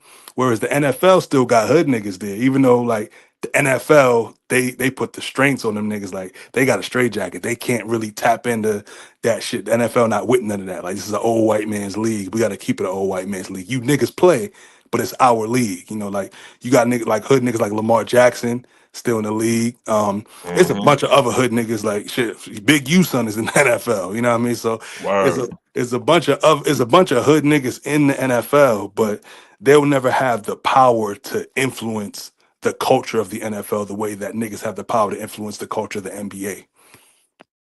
So you don't ever see there you go right there. You never see one of these coming into the NFL?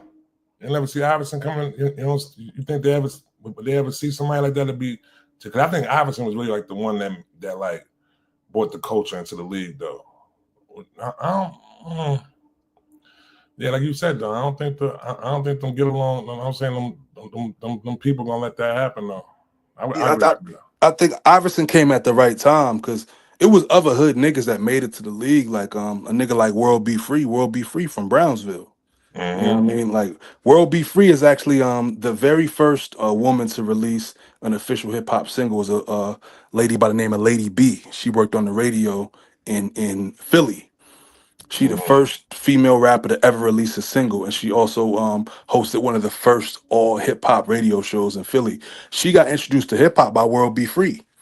She came out to Brownsville during the summer. He brought her to the projects, and niggas was playing ball, and that was the music they was playing. This is in the 70s, and that's how she got into hip hop. You know what I mean? So it's always been hood niggas, but I think Iverson happened at the right time. Like hip hop was at its peak. And then Iverson was at his peak at the right time. Like hip hop fashion was at its peak. The popularity was peaking at that time. You had Tupac. So Iverson came at the right exact time.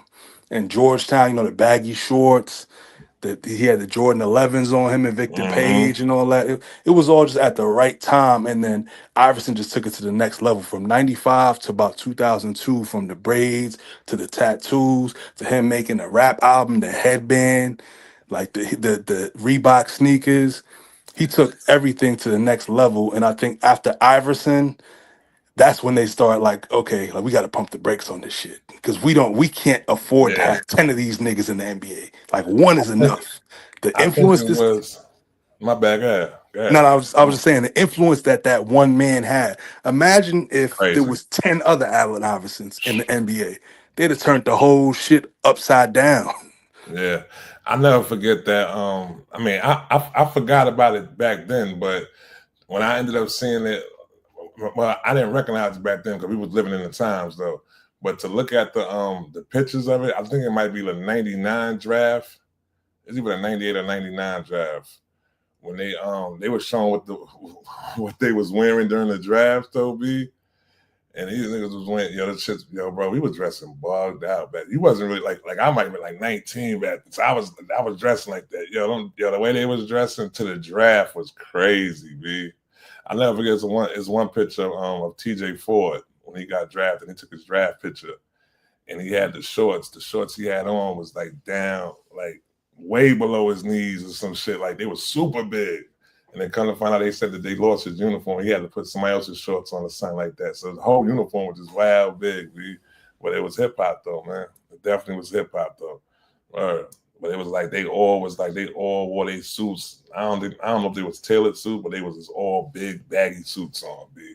And then they got another picture that the people was taking after that though too, was just all big baggy shit though. Baggy shit coming back though too. I don't know how they doing it now though, but they definitely trying to bring it back. All right, so there you go. Start, bench, cut. We keeping it on basketball right now. It's playoff season right now. So start, bench, cut.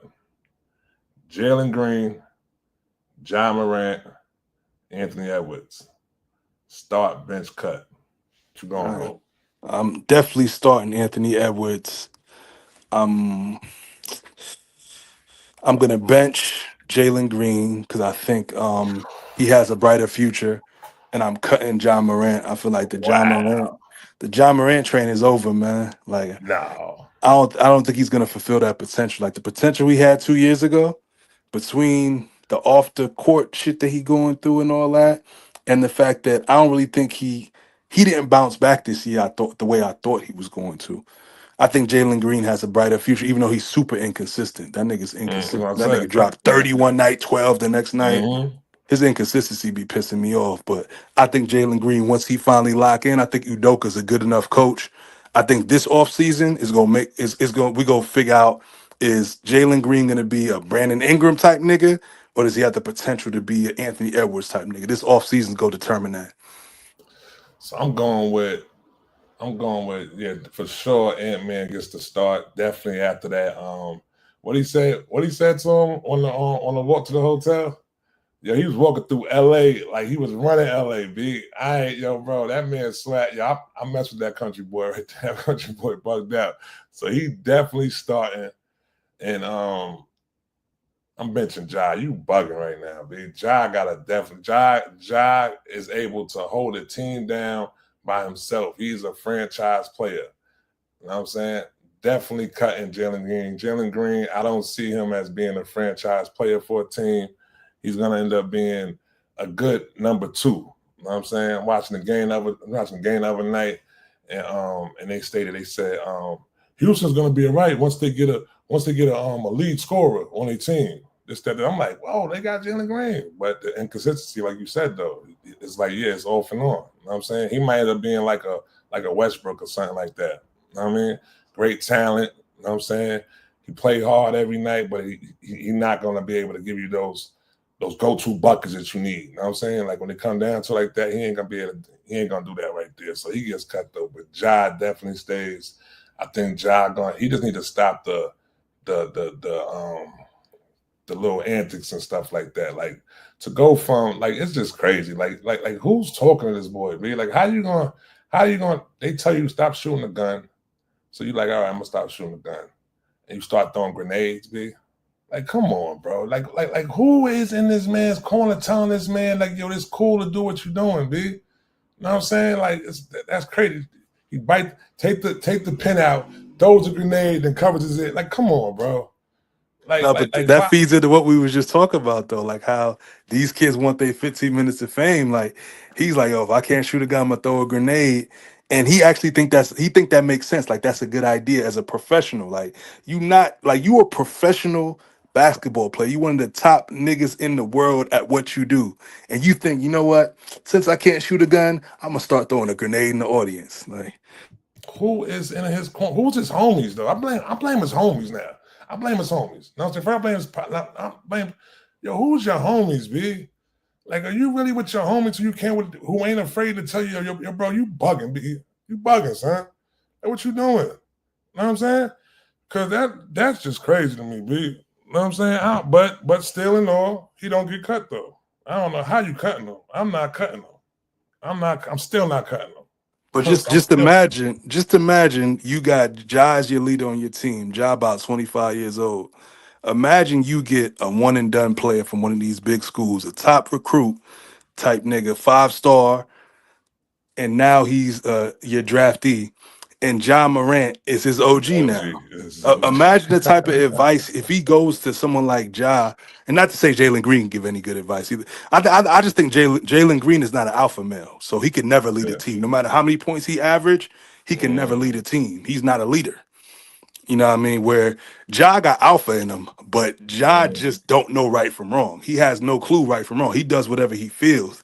That's his issue. Like, Ja could lead a team. Ja could lead men. He's just not going to lead them in the right direction. That's his issue. I don't think Jalen Green, I don't think he has the personality to really be a leader. He's just talented. Like a KD. Like, KD is talented, but KD ain't a leader. Same with like Kawhi. Like, Kawhi ain't vocal enough to be a leader. Kawhi is a dog. Like, that nigga could play ball, but he don't got the intangibles that a nigga like a Draymond Green guy or even a nigga like Jimmy Butler, where they get in your face and they get you ready, ready to go to war. Like Kawhi ready to go to war. He hope you ready, but he not about to get you ready. Like, if you're not ready, you're not ready. It is what it is. And that's why they got smoked tonight. Like, cause like it's no reason a game and James Harden. Come on. Game 7. James Harden. What are you doing? Once again, that nigga burn out every playoffs. Don't be surprised if Luka become the new James Harden. Because Luka's burning out in these motherfucking playoff series. That's what ends up happening. Every time they lose, it be Luka ain't got enough energy. Luka ain't conditioned enough. At least with Luka, we could point to what his issue is. He's just not in good shape. With James Harden, is mentally, it's like something just don't click. And like, bruh, it's do or die now, nigga. You have to play your best basketball, and he never does. It's been what, like 8 straight years he's done this. In a game 6 or game 7 elimination game, he just throw up a dud. Like, I don't know what's up with that nigga, man. Great. What did he end it off with tonight?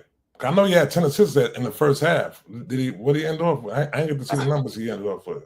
When I turned it, he had 8 points and I turned it off. I think that was in like the third quarter. At the end of the third, they was down by 27. It was like 66-93. I think he had like 7 or 8 points. I was like, this nigga can't be serious. Like Kawhi had 21, but he was burnt out. Like Kawhi was done. Like that nigga played 6 straight games. You know, so I can't do this. Nigga, 6 straight games. I gotta sit out 2-3 games now. Yeah.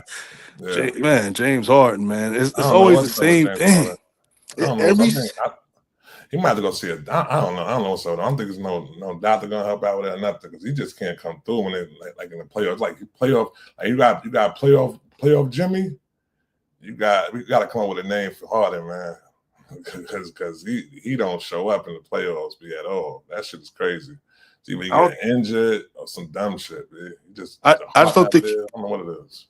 I don't think he don't have a sense of urgency. I don't think, and James Harden can play hard on any given night, but I don't think he's mentally locked in the same way how a nigga like Kawhi or a nigga like Jimmy Butler locked in. Like when it's playoff time, Jimmy Butler willing to die on the court. Whatever he got to do for his team to win, that's his mentality. James Harden don't have that mentality. He's like, yo, I hope I play good. Oh shit, I'm not playing good. Fuck, let me pass it a little bit more. Like he's so lackadaisical. It seems like he just don't care. Like he's not. I don't know. He just don't have that level of emotion. Where like even Steph a little nigga, but Steph give his all. Steph leave everything out on the court. He don't play the best defense in the world, but Steph know when to turn it up. You know, turn it up on the defensive end, or at least get a couple steals. Like he might not play the best defense, but he go get you 2-3 steals. So it's like, all right, cool. That makes up for a couple possessions right there. But James Harden, man, like I think, like you were saying, like he got to go see a professional. I think he might have like that shit they call the yips. How like like golfers beat like they just there was that one nigga. Was it Phil Mickelson or Rory McIlroy? One of them niggas, they just couldn't. They get in the green and they just couldn't hit no putts. Like they just wasn't good. It's like something mentally, like with kickers, like the nigga from Baltimore this year, Justin Tucker. He was ass this year. He's like one of the best kickers ever. But he just getting old. Now he knew that case was coming up. He knew he was harassing them masseuse. Because now it makes sense. Because before I'm like, yo, why is he? I thought he had the yips. Like, oh, he just got the yips.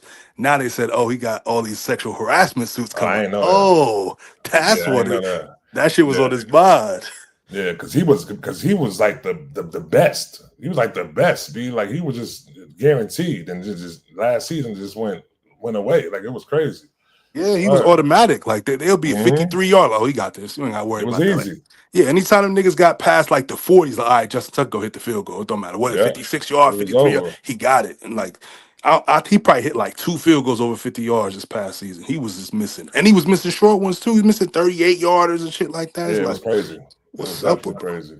So that's good. We bring it towards the West end. So we got another question right now, man. It's a question, a topic right now. So you putting Deion Sanders as the most culturally relevant coach ever? What you feel about that? Are we just talking football? Or are we talking about just coaches? Coaches in general. Nah. John Thompson. John Thompson, right? John Thompson. That's a great answer right there. That is a great answer. It's hard to push back on that one right there. But I think if he continues on this same path, he might have to be mentioned right along with him, though. You know what I'm saying? On some real, like, because John Thompson, ain't nobody more culturally relevant than John Thompson, man. For real. Yeah. So all right. So that's one. You got that one right there. I forgot about John Thompson on that one. That's definitely that was a good one. They said, what was this? I seen the Pop officially retired, huh?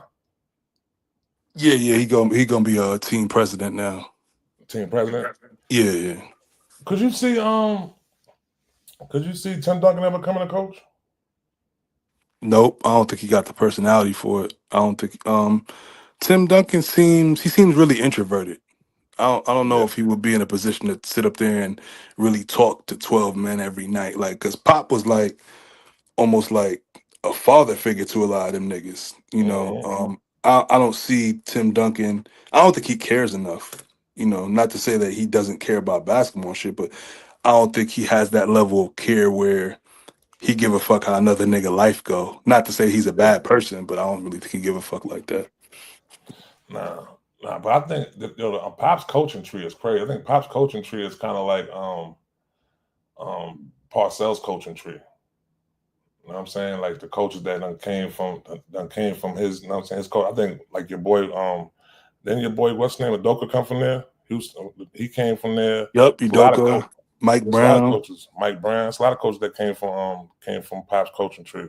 That's in the NBA right now. That's coaching, or even like, but was there like that. I think the dude from Milwaukee that they got rid of before, he was from there. Who else? His coaching tree is crazy. It's just like I think it's similar to Parcells. Yeah, Parcells I coaching saw tree the is crazy too. graph. It was like Yeah, 16 niggas on the graph. yeah. Parcells coaching tree is crazy too. I wanted the girl that think that other you think she'll ever get a head coaching job?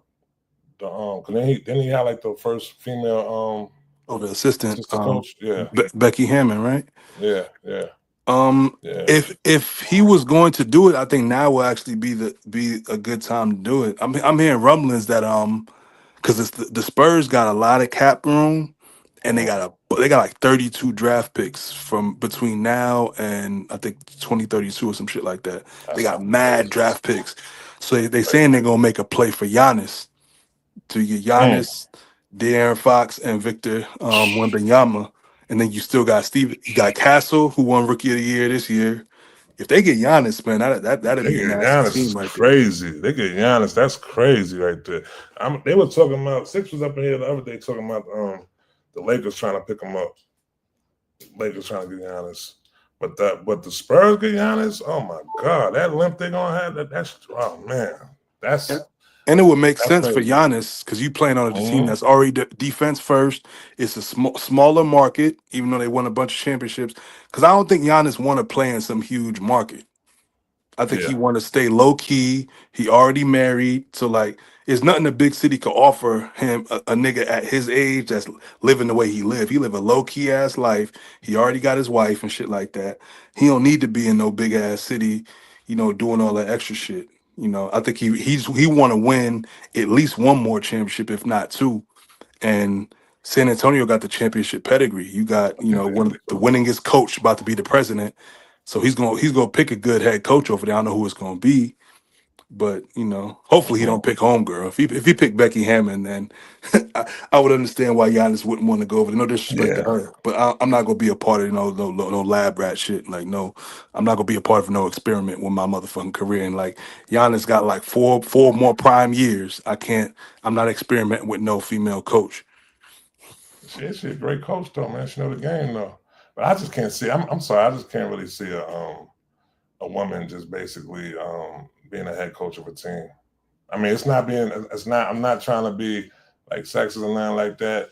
I would rather see her. I would rather see him do it in college first, though. You know what I'm saying? But I think just to like dealing with grown men like that, it's hard enough for like a lot of coaches to even deal with. You know what I'm saying, NBA players like that, let alone a woman like dealing with it. So I don't know what could happen. But then at the same time, like we spin around and we see men coach women though. So man, I guess it could happen though. I don't know. Let's see if it could happen though. I mean, if But if if if there was a place it could work, it would be in San it would be the Antonio. Spurs. It had to be Just there. Yeah. yeah, because the Yeah. respect people got for Pop, so they already Mm-hmm. gonna respect Curtis off top because they don't want to go at it with him. So I think Yeah. it will work, but I think the reason why I would still push back on it is like I don't think the first woman coach should get to coach such a prestigious team like that. Like, whereas the average man got to come in and coach Orlando Magic or some regular. You got Mm-hmm. to like Doc had to go from Orlando Magic, then from there he went to Boston. You know what I mean? Mm-hmm. Like, so like, and these are niggas that played in the NBA. Niggas that was veterans in the NBA, that was assistant coaches that really grinded, just like she did. No disrespect to her, but Mm-hmm. But then again, someone gonna say, "What about JJ Redick?" So yeah, that's a Wow, JJ Redick good got point. Or Luke Walton. Yeah, they gonna say, "What about Luke Walton?" What about? But Luke Walton was at Golden State first, though. So Luke Walton did, put in a little bit of work before he got to what's called. But JJ Redick ain't put in no work. JJ Redick. Steve Kerr's from his tree. Yeah, Steve Kerr. That's a fact. Yep. Yeah, Steve Kerr's from his tree. That's a fact. Yeah, but yeah. I will. We'll take her, man. The Nets will take her. Wow, we'll take her. She come coach there. That'd be a good spot to start off, though. If you start off at the Nets and she gets the playoffs 2 out of 3 times, then she can get a better job, somewhere better. But it's like 5 or 6 entry level jobs in the NBA. You got like a Detroit Pistons, you got a team like the Nets, Orlando Magic, even a team like Atlanta, like just Charlotte. You got to start off with them shitty teams, prove your worth, then you can go up to like the upper echelon of teams, but. That it'll be like they almost gifted her that, but she did coach under him. She been there though. So yeah, passing the ring off, passing the keys to her wouldn't be no problem. But yeah, we gonna see though. But I think like you said though, I think if Giannis was to go there though, that's definitely gonna be a championship contending team. Who you got winning the chip this year? Who you pick? Unfortunately, I was a Kobe fan. I wouldn't say I'm a Laker. I do root for LeBron, but he be pissing me off. So, what are you going for now? Unfortunately, I think Boston's gonna win. I think they just got the most complete team. I don't see nobody beating them 4 times in a week. I don't think it's a team left in the league that could beat Boston 4 times in a week. Unfortunately, I don't want them to win. I would prefer anybody to win except for Boston. Maybe not Golden State. I don't know if I want Golden State to win, even though I do like Jimmy Butler. But I want niggas to start saying that Steph better than LeBron because he get the 5 rings before him. So I want to avoid that conversation. But I don't know, man. I just don't. If Boston's able to repeat, I don't want people to start mentioning them like they really a great team like that. Someone might call them a fucking dynasty. I'm not trying to have that conversation. You gotta win 3 to be a dynasty, though, right? You gotta win 3. Yeah, that's true. Yeah. You gotta at least win 3 and probably go to 4. Yeah, but I mean, they win 2. We're gonna start the conversation. You know what I mean? I mean, shit. Boston. I mean, I could see them. I got Boston and Golden State. They need to just get by this. They need to get by this damn Houston team right now. And I got them coasting out from there.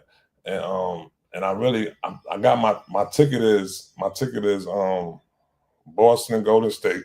With Golden State winning, that's my ticket I got right now.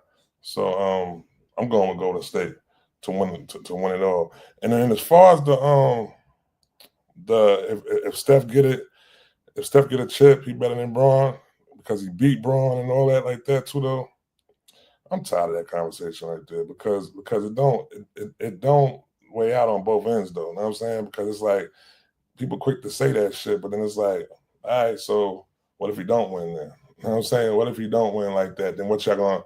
They'll never mention that though. You know what I'm saying? They only mention, if he win this, he gonna have more. All right, well, he had a real, even though I don't know. I would never. It's just I can't put him over. I can't put him over Braun. I don't put him over a bunch of point guards. Like, you know what I'm saying? I don't put him just up there as the best point guard ever like that. So let alone, but I put him up there being the greatest player of all time. Yeah, because I mean, context is important. Because even like when we talk about LeBron, we talk about the second half of Kobe's career. We talk about Jordan. These niggas were not only the best players on the team; they were the leaders of their team. Steph has never been the leader of his team. Not the vocal leader.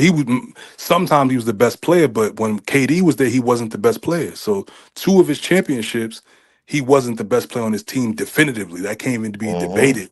And then one of the other ones, he didn't win the Finals MVP. That's up for debate. You know what I mean? Where some people, he was probably better than Andre Iguodala, but Andre Iguodala was their most valuable player that series because he was guarding LeBron. Steph wasn't shutting nobody down. And there's never been a series where Steph has led on the defensive end. You know what I mean? Where even KD was locking up LeBron a little bit in that series too. So yeah.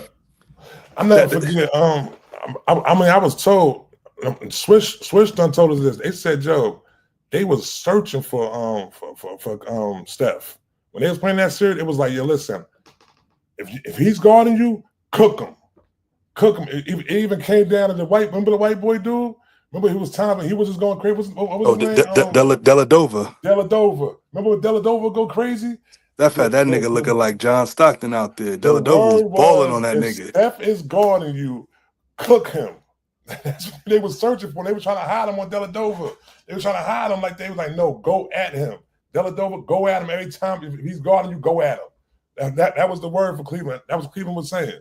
Word. So it's like, but listen, still, like I always say all the time, I applaud his greatness though. You know what I'm saying? Steph is great. You know what I'm saying? But I'm just not I don't got Steph over Magic Johnson when it comes to best point guards in the league. I don't think I even got Steph over. I mean, people might gonna push back on it. I don't got Steph over John Stockton. You know what I'm saying? I got Steph down as being the best shooter of all time. And then that's kind of like because it's like if you was to give a lot of these jump shooters, my nostalgia old shit about to kick in right now though. But if you would have gave a lot of them old timers 12 shots a game, the green light the way he got right there, B, they would have been doing that. They could have been mentioned as being the best shooter though too. Just as easy, I feel like. But that's not taking another second. We all seeing Steph doing it. I always said ever since Davidson, I said, Joe, I mean, when I seen him play against Duke, when he killed him that time, beat Duke from Davidson, I said, Joe, listen, if this kid gets to the league and he could get that game right there that he's doing right now into the league, that boy gonna be cold. And he did the shit, B. It only took him about 3-4 years to do it, though. You know what I'm saying? He didn't get the keys as soon as he got there. Monte was the dude on the team when he first got there. Monte was that dude. Word. But Steph cold though. But I still, there's no way I can put him as being better than Braun. You know what I'm saying? No shape factor or nothing. Like I'm not doing that.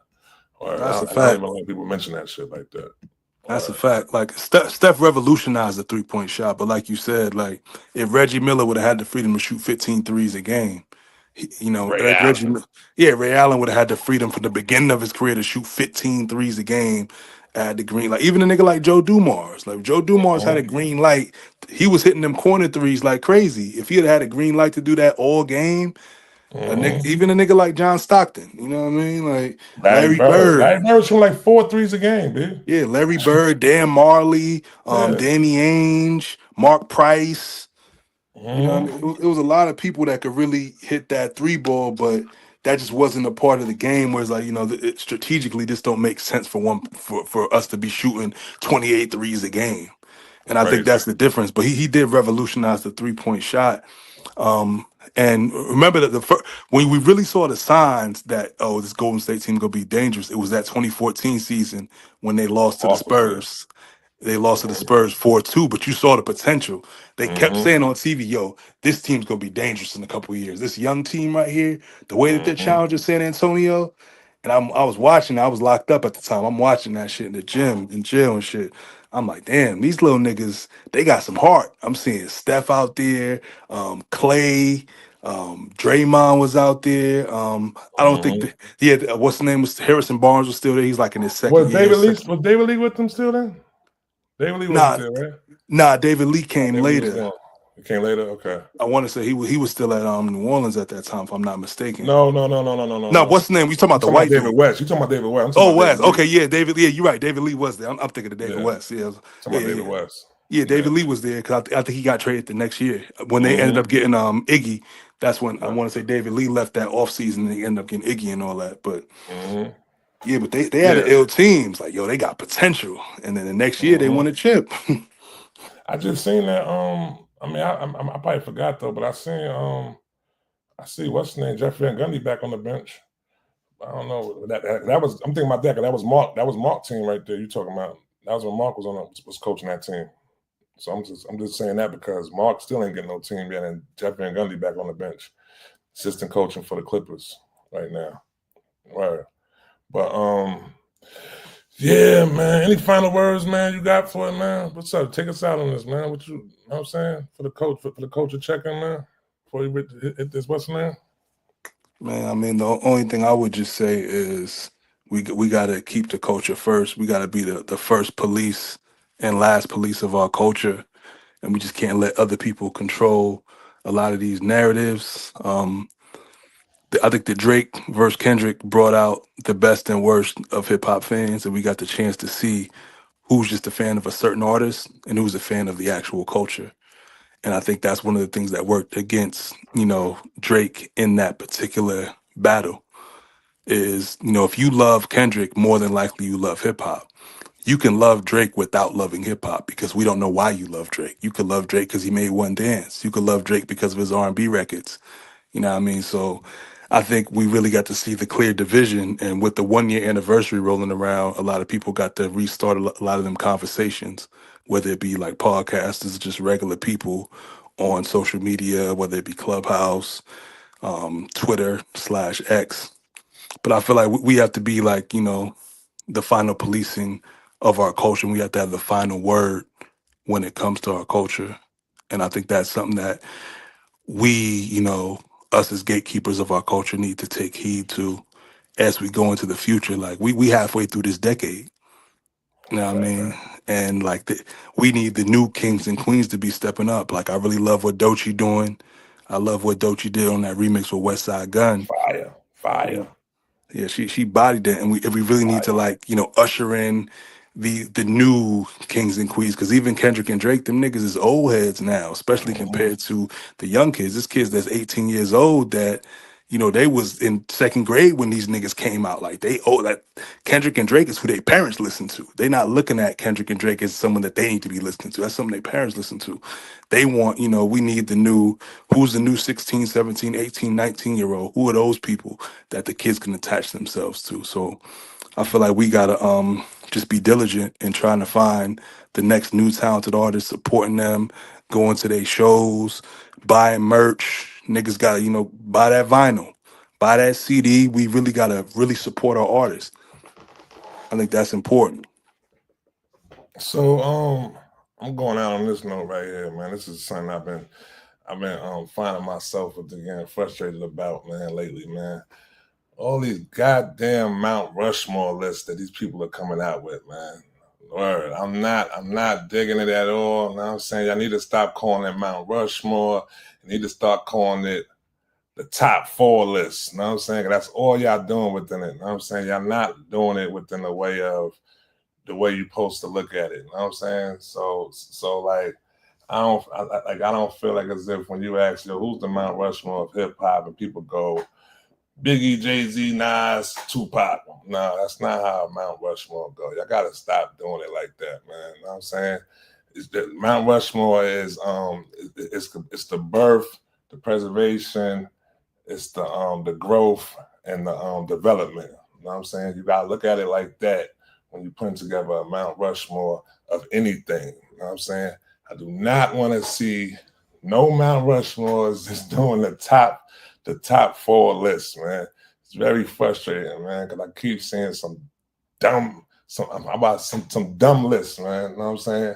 So for all y'all, and I also feel like as if we did that, we did that about 2 years ago, and I feel like people going back and looking at our content from 2 years ago and basically they running with it right now. But y'all know how to play some shit out, man, for real, man. But hey, do your content, man. That's it though, man.